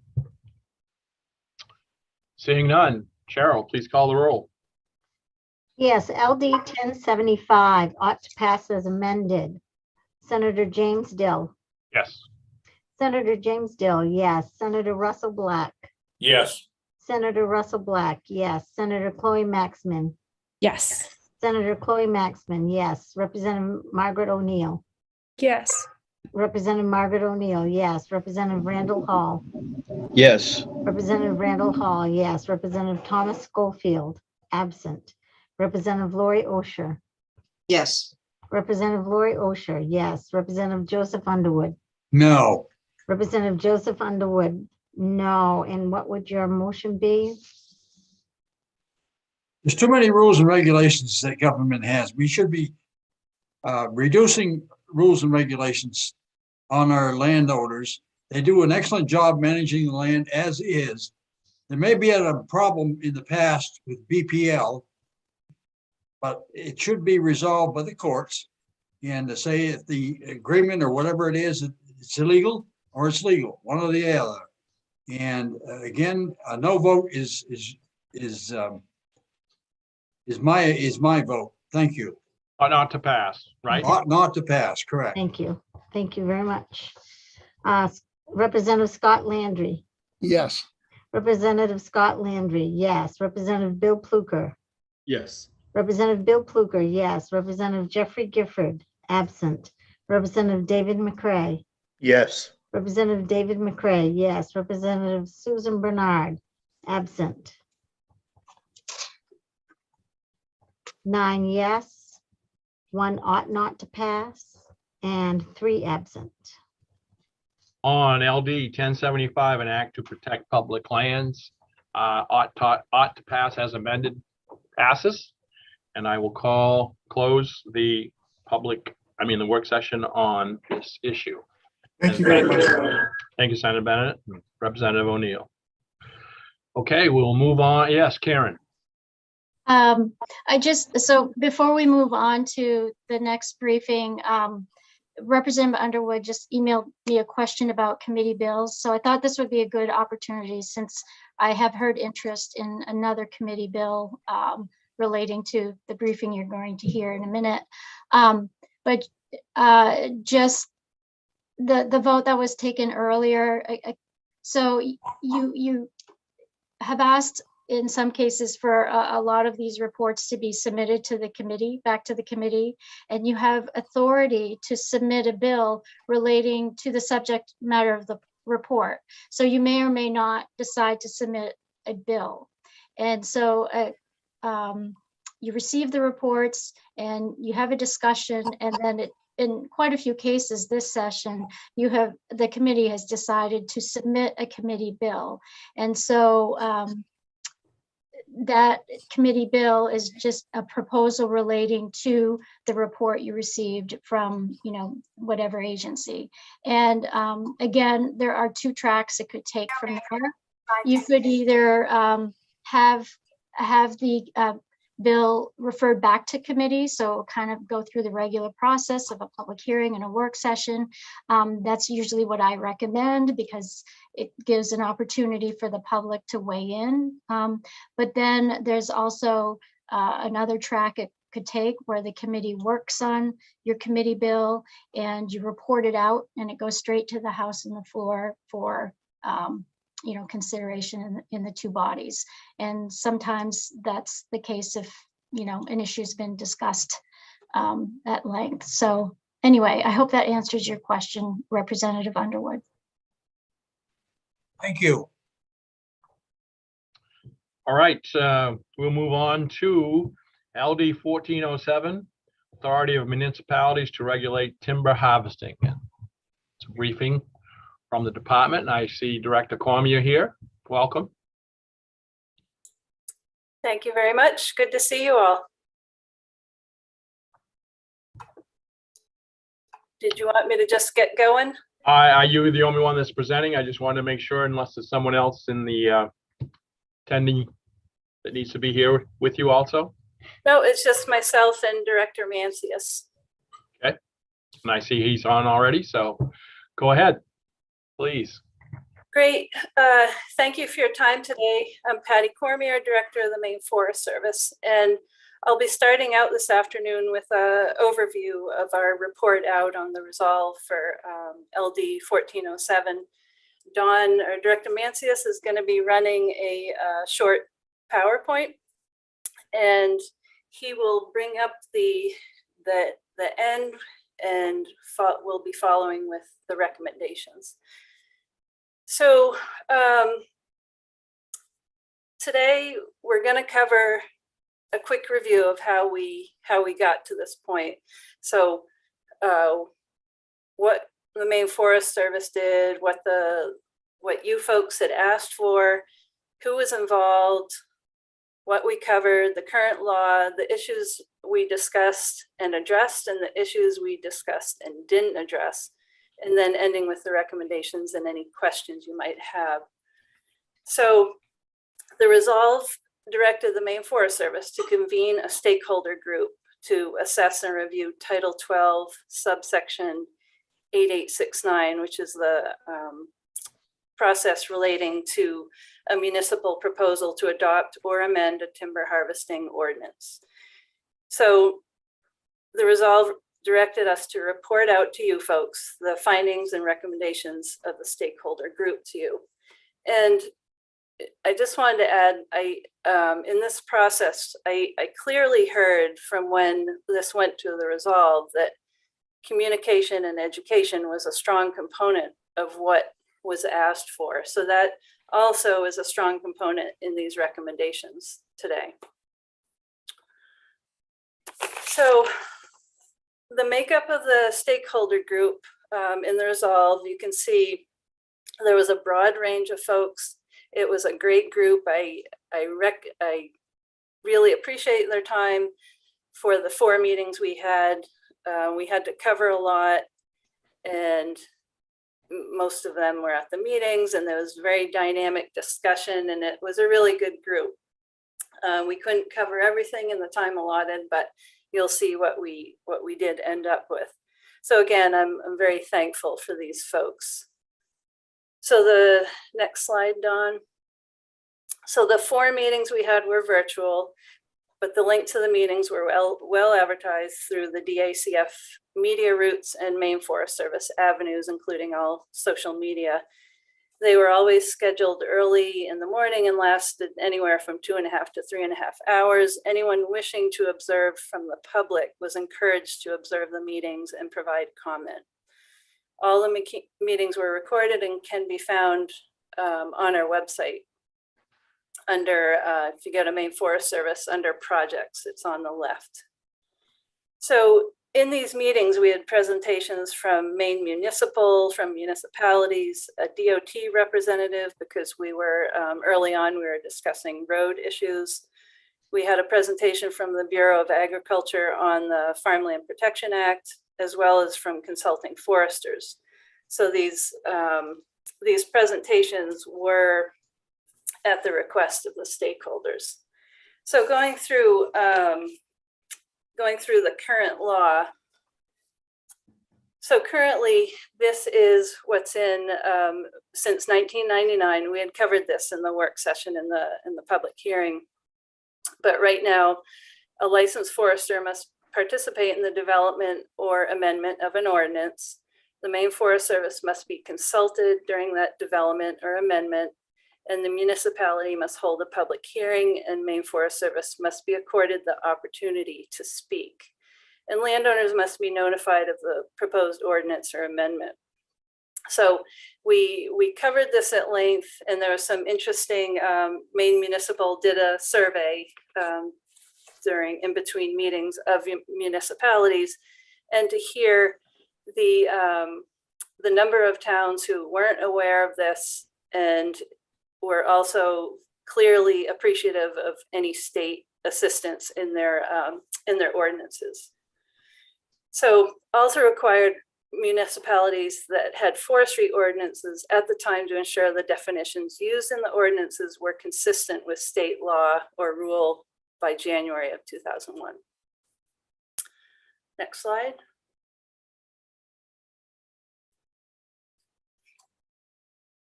So this is just a quick listing of the issues we discussed in these 4 meetings. So again, overarching was communications and education, because as I said before, that had been a clear directive from you folks.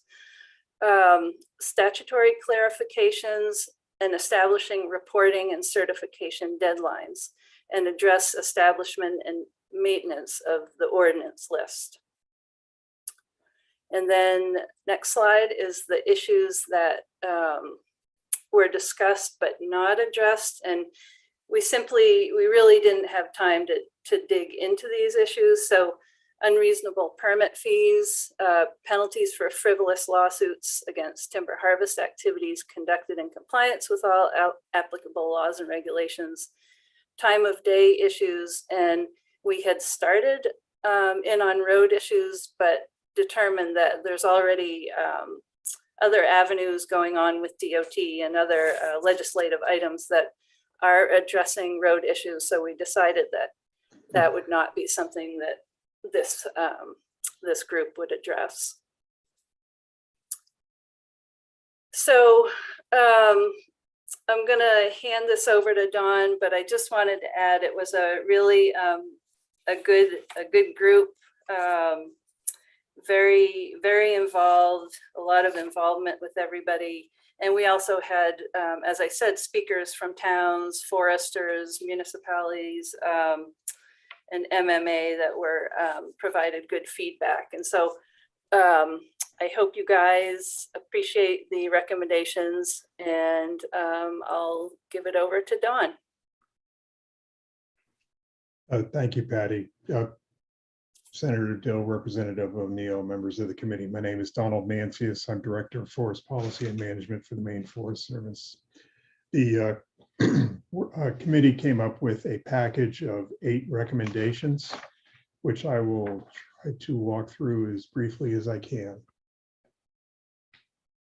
So the first recommendation focused on communications, and it really comes down to the Maine Forest Service, MMA, and other partner organizations to coordinate a regular and continued effort to inform municipalities about what the law is regarding the local ordinances, offer outreach to the towns to help them comply with the processes, and continue public outreach, which we do all the time anyway, about the value of sound forest management and what timber harvesting looks like on the ground, and keep that communication going. Second and third recommendations are to clarify in statute what constitutes a forestry ordinance that requires Maine Forest Service review, and limit that review to timber harvesting activities as that's defined in statute, and make a clear distinction between timber harvesting activities as it's now defined and clearing for development. There is a lot of municipal activity that's in reaction to timber harvesting that happens as a result in clearing for development. It's not forest management, but the towns are reacting to that when they enact their ordinances dealing with forestry. Our recommendation, our fourth one, is to establish a process in statute for certification, either that a municipality certifies to Maine Forest Service that it has followed the process prescribed in law, or that Maine Forest Service certifies that a municipality has followed the process once we receive notification. That's similar to how DEP handles shoreline zoning ordinances, and it's the preferred approach.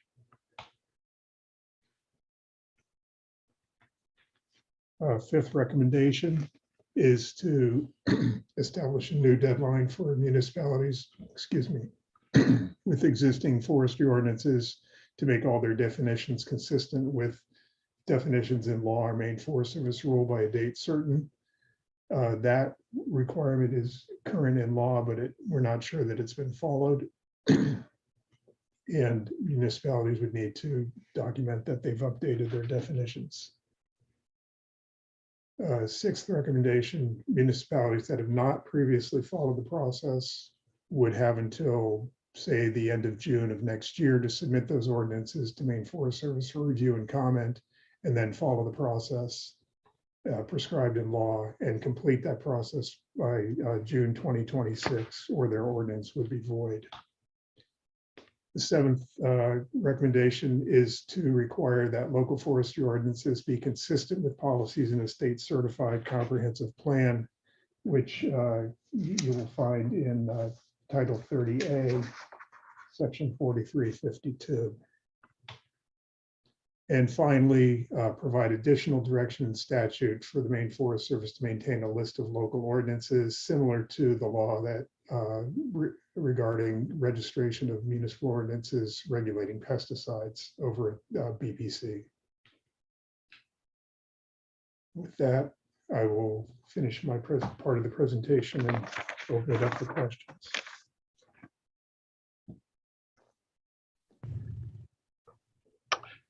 Are there any questions for either of our two presenters? Yes, Representative O'Neill. Thank you, Mr. Chair. And I'm not sure who to pose my question to, whether it was Director Cormier or Mancius who was most involved with the process. But I'm just curious if you could draw a line of how we got from a right to forestry to here, and why those things were agreed upon as being important, just so that I can understand. Because what I'm remembering is that I was really concerned about the right to forestry, and something I was seeing was that there wasn't a lot of communication in place. So I requested those meetings, and I appreciate those took place. But I'd just like to hear, like, how does this line connect? How does that pesticide ordinance connect? It just seems like a bit of a reach, and I'd like to understand a little better. So I can take that. So this all started with a bill sponsored by Senator Black, and there was quite a bit of angst over the bill and testimony, and a lot of it was over concern that this included kind of a control of ordinances to do with pesticides. And Representative O'Neill, you saw, and you had said, due to the testimony, that you saw a pattern of maybe the current requirements of towns getting with the Forest Service and MMA and the Maine Forest Service working together was a little fractured, I guess. And so you would stress, this should be about communication and bolstering outreach. And it came out as a resolve for us to have those meetings. And we had, in these meetings, we had no intention of dealing with pesticides issue and ordinances. So that was off the table in this group. So we started off not, that was not part of the kind of rebooting of this system.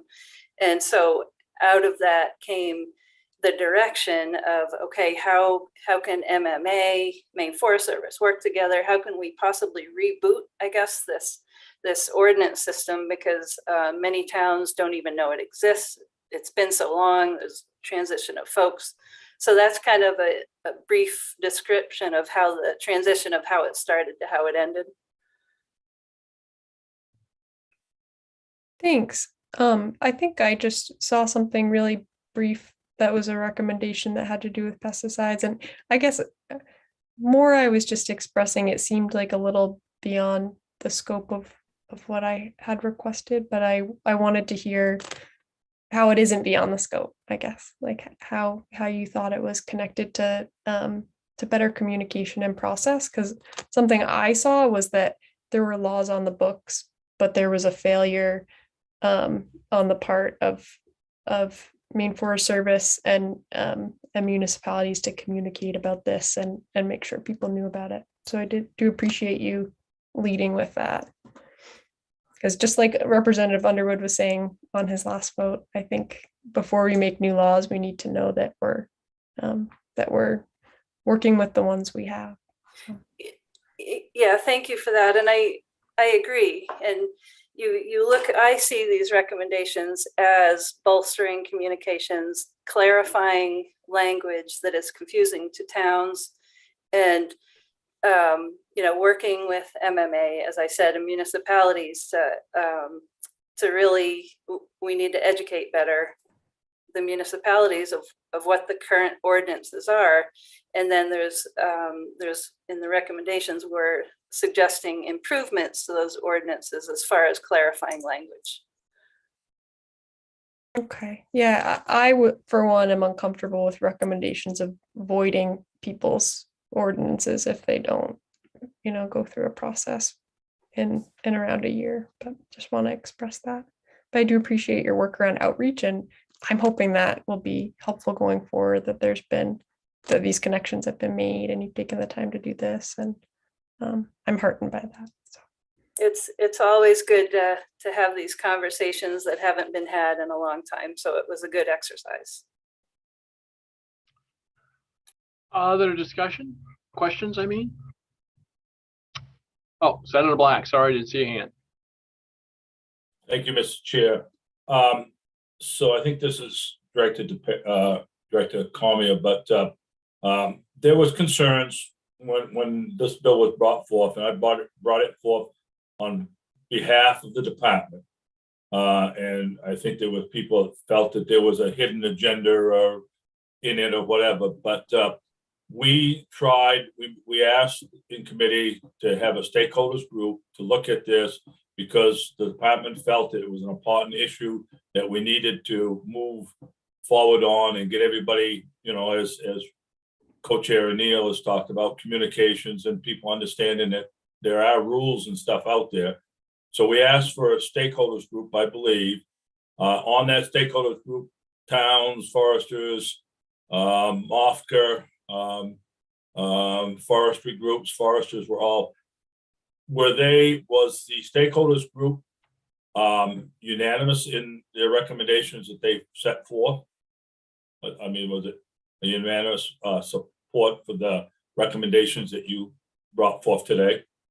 Yeah, so with the recommendations, everybody had the chance for input on that, and there were no dissensions from those recommendations.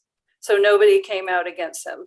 So everybody agreed that said something, and then the report went out as draft for comments. And there were no, all the comments were incorporated from the different stakeholder groups. So it was basically majority consensus. And so what is as Director of Forestry Department, what would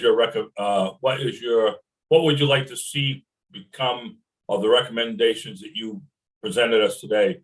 A bill of some sort? Yeah, I think kind of these recommendations are basically a package deal of what could happen, and a bill to support that would be a good idea. Thank you. Representative McCray. Yes, thank you, Mr. Chair. I apologize for having been back and forth between committees. I would just like a couple of general questions. Number one, do all communities have a forestry plan, or is this those that have should tailor them so that they meet with your recommendations? I don't know whether that's for Mr. Manges or Director Cormier. You want to take that one, Don? Sure. Thank you for the question. Not all communities have standalone forestry ordinances, but many do. And the law has required for over 20 years that the towns wishing to adopt or amend forestry ordinances follow a process that's prescribed in law regarding consultation with the Maine Forest Service, use of a licensed forester, public meetings, and all of that. And Senator Black brought forward this bill based in part on the understanding that there are communities out there that have not followed the process. We become aware of these things after the fact, but we have no recourse once the community has acted. So this process that the resolve put forward has started that process of communication with municipalities, and we've put forward this package of recommendations to better define the process and get the word out to towns about what they need to do to bring everybody into alignment. Very good. Mr. Chair, a brief follow-up. Sure. So if a community, I don't care, wherever, if a community has forested land and no ordinance, can the owner just hire a forestry company to come in and, start cutting wood? Yes, they can. However, there are state laws and rules governing timber harvesting. The Maine Forest Service administers most of them. We have laws and rules governing clear cutting, harvesting in shoreland areas, harvesting in protection sub-districts in the land use protection, land use planning commission's jurisdiction, liquidation harvesting. We pretty well cover the gamut. But they don't necessarily need to have a local ordinance to govern that. They do not. Okay, thank you. I'm set. Thank you very much. Senator Black. Thank you, Mr. Chair. I'd like to make a motion that we report out a committee bill that incorporates all 8 recommendations of what we heard today. All right, just before I ask for that second, I'll do like I have been doing. Are there any other questions directed towards either of our 2 guests here? Can I have a second? Representative Landry has seconded it. Further discussion?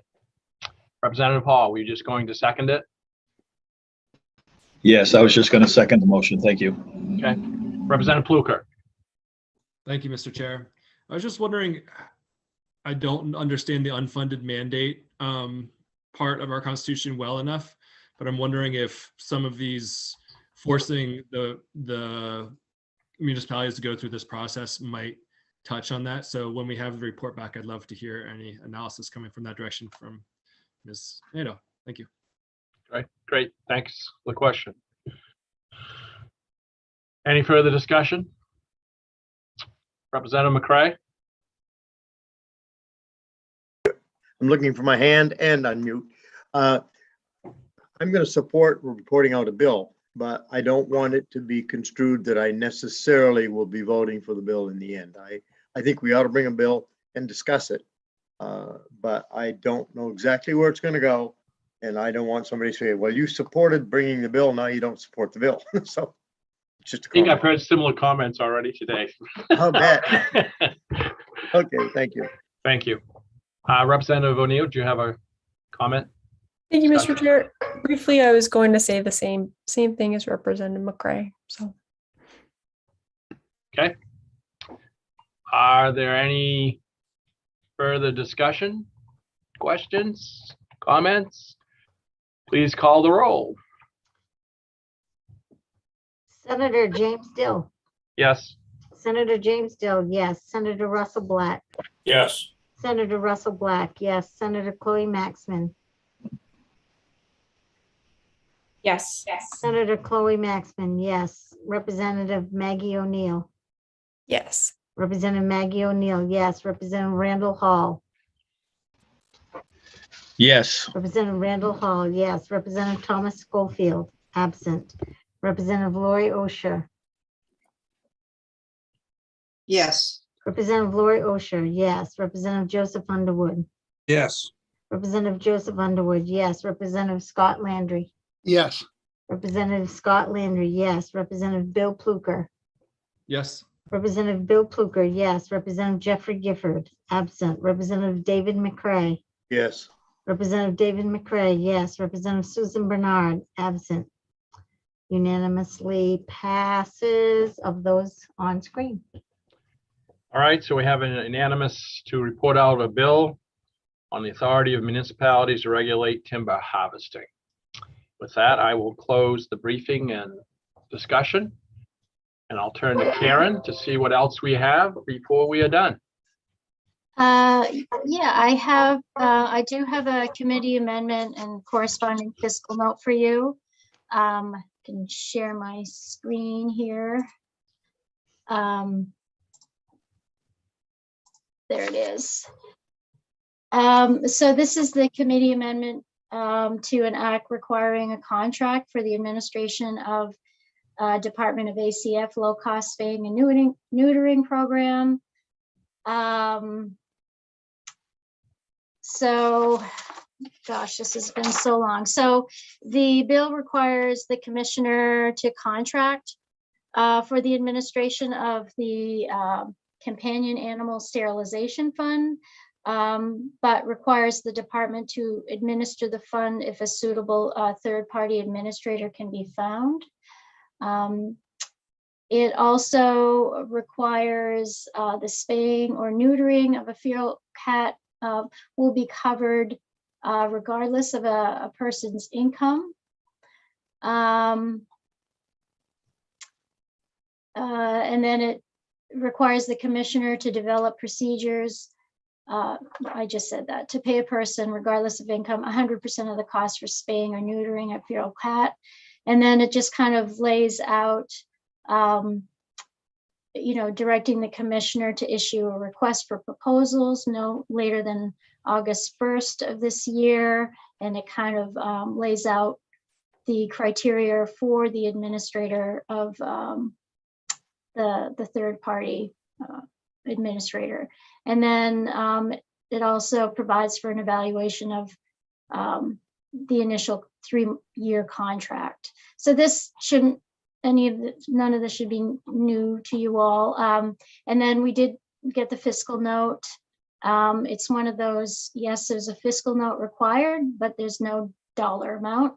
And it just says that essentially the bill includes offsetting personal services and all other allocations.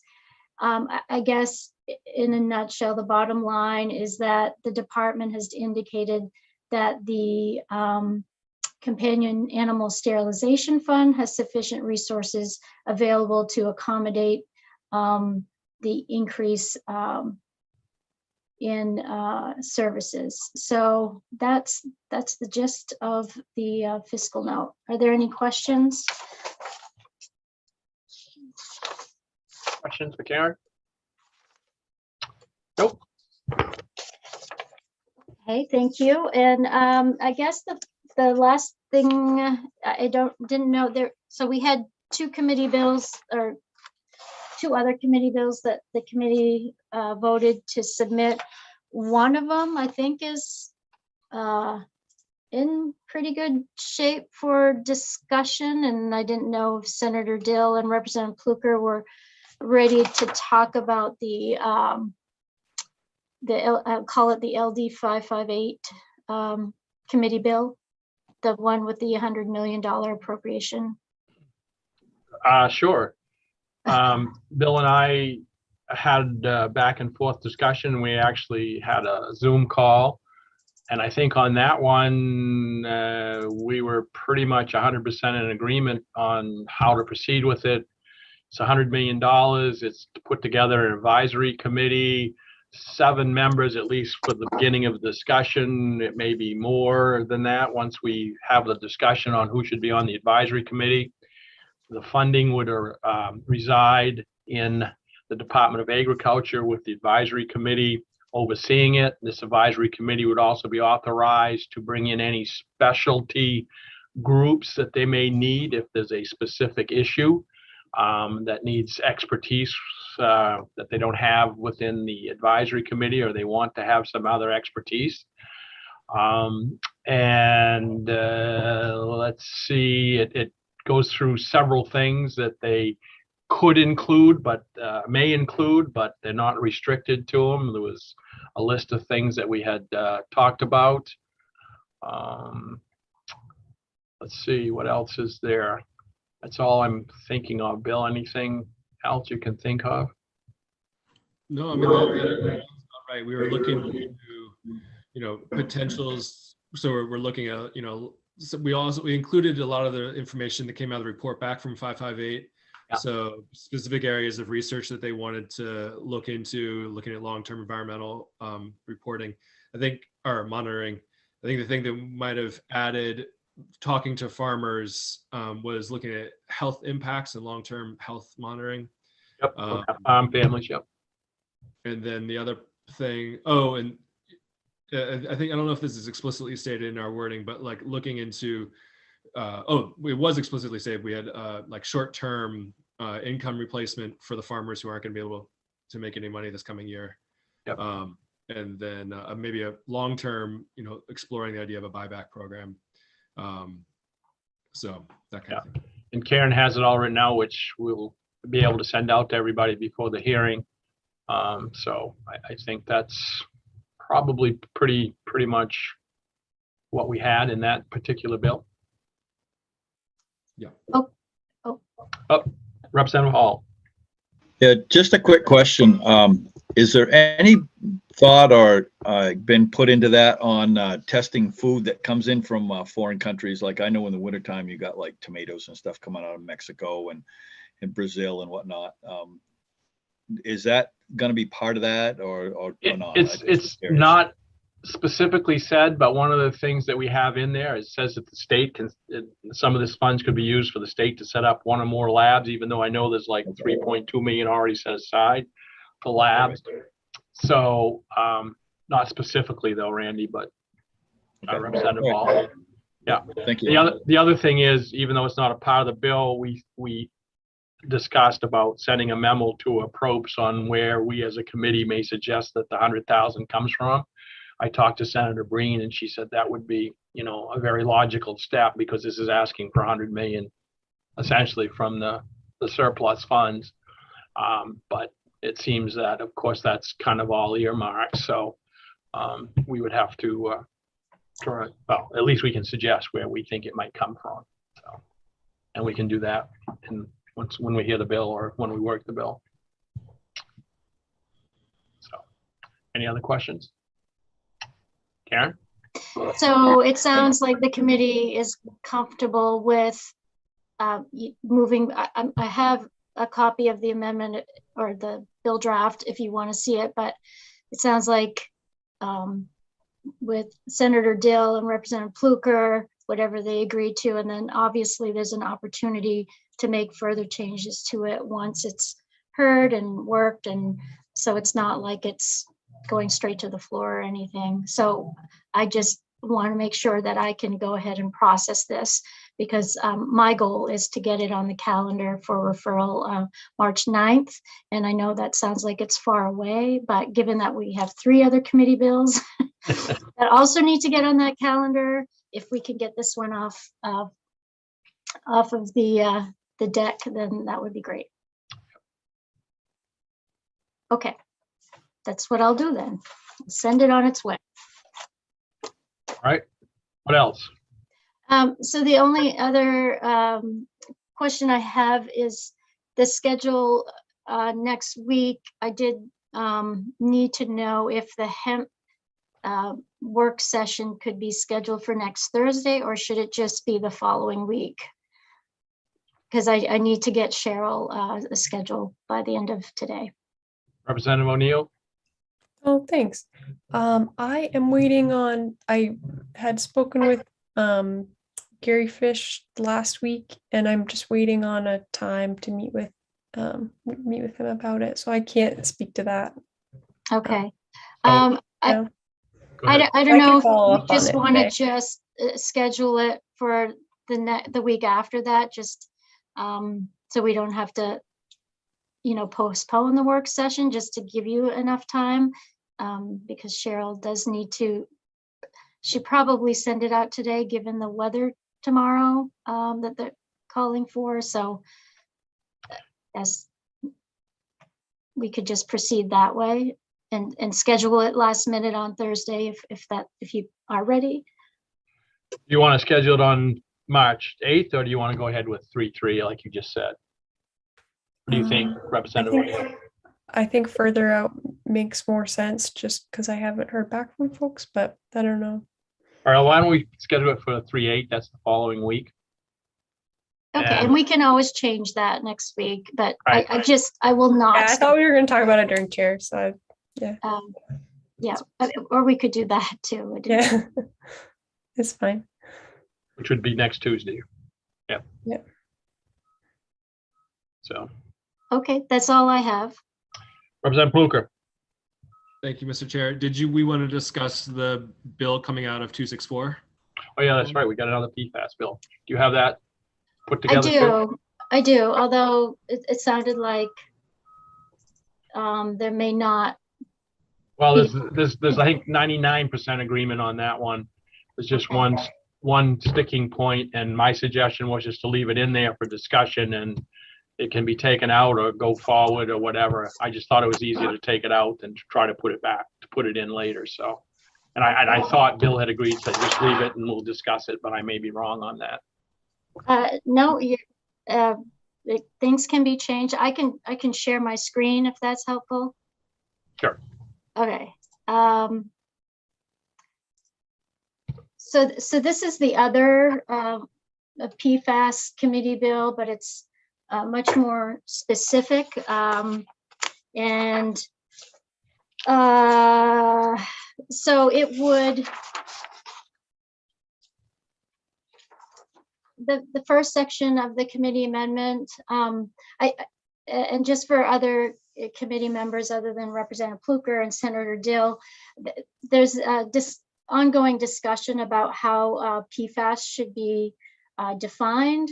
I think Senator Dill is interested in defining it as organic chemicals, fluorinated organic chemicals containing at least 2 fully fluorinated carbon atoms, and Representative Pluker is interested in just 1 fully fluorinated carbon atom. And that's an important distinction for a couple of reasons. And I'm trying to get an organic chemistry lesson, so before we actually hear the bill. So it's been a long time since I've had organic chemistry, so I got to figure that one out.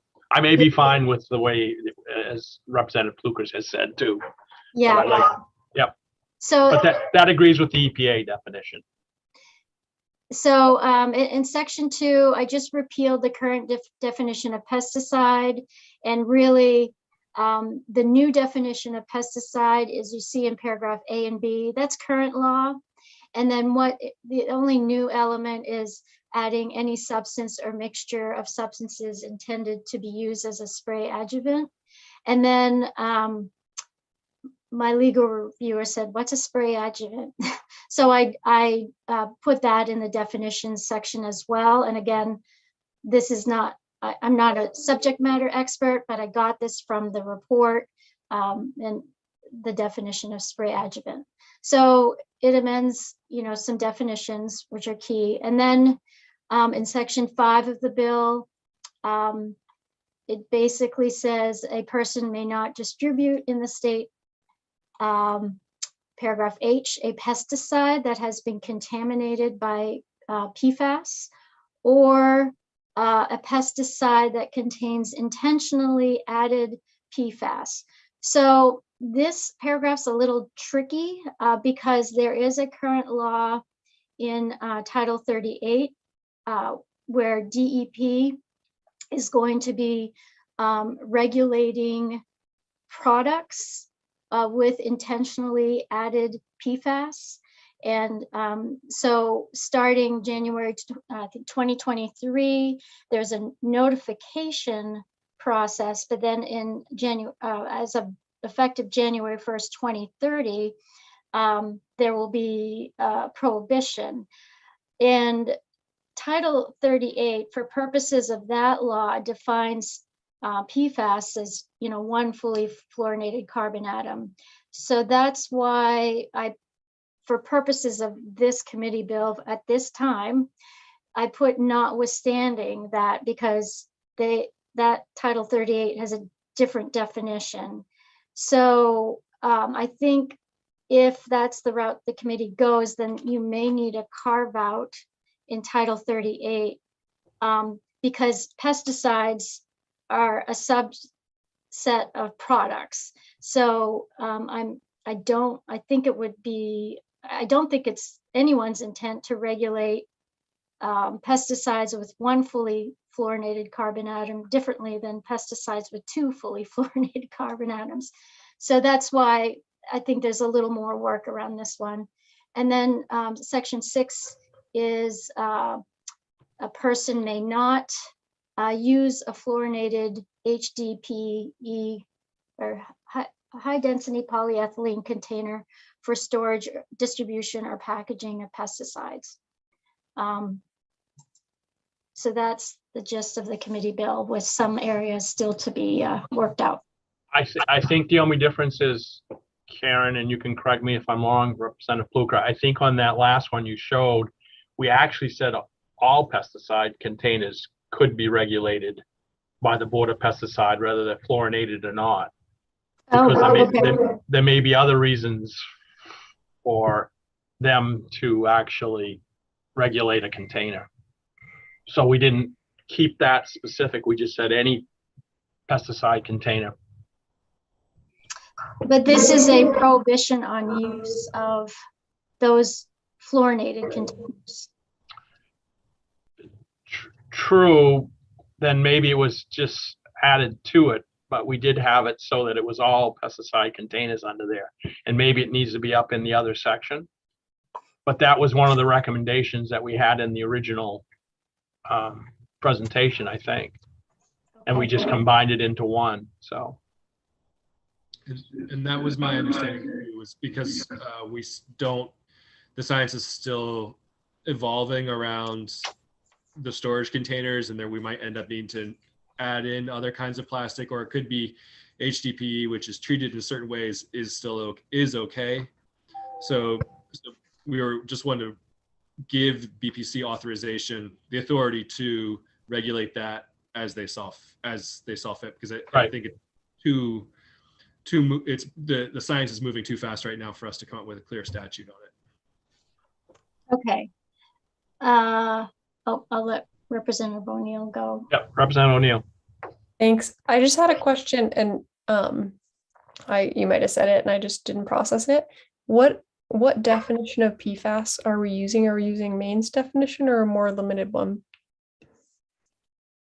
You want to answer that, Senator Dill? Yeah, that's what's up for discussion. Is it one fluorinated carbon or two fluorinated carbons? And I am advocating that we use EPA's definition as far as pesticides are concerned. And that's what's in there. And as I said, we left it in there just for discussion purposes. And that's what Karen said, notwithstanding section 38, so that we know that there's a discrepancy. And, Representative Pluker and I had a discussion about certain carve-outs for certain products. But my suggestion is we start out this way. And if we want specific carve-outs or whatever it happens to be to make it flow, we can do that.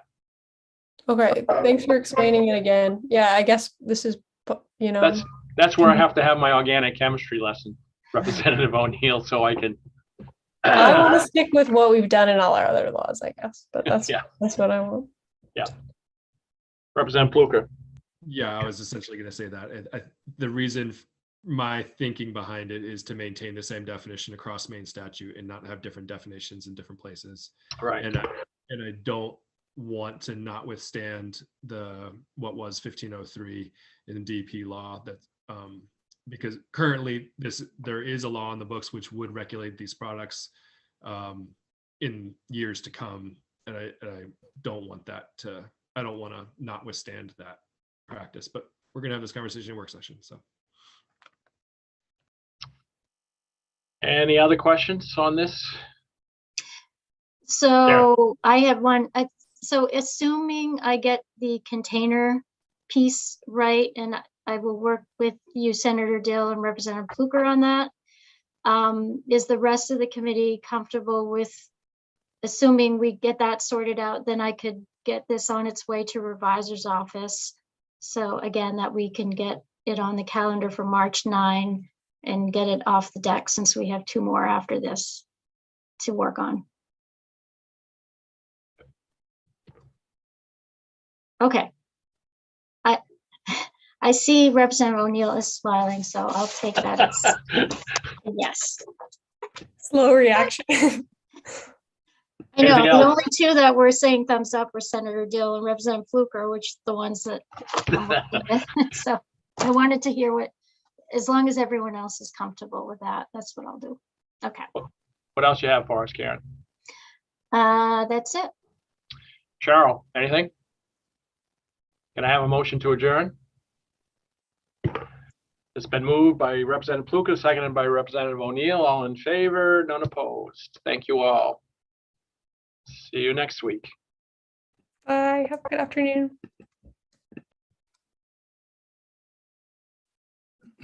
Hello. Have a good afternoon.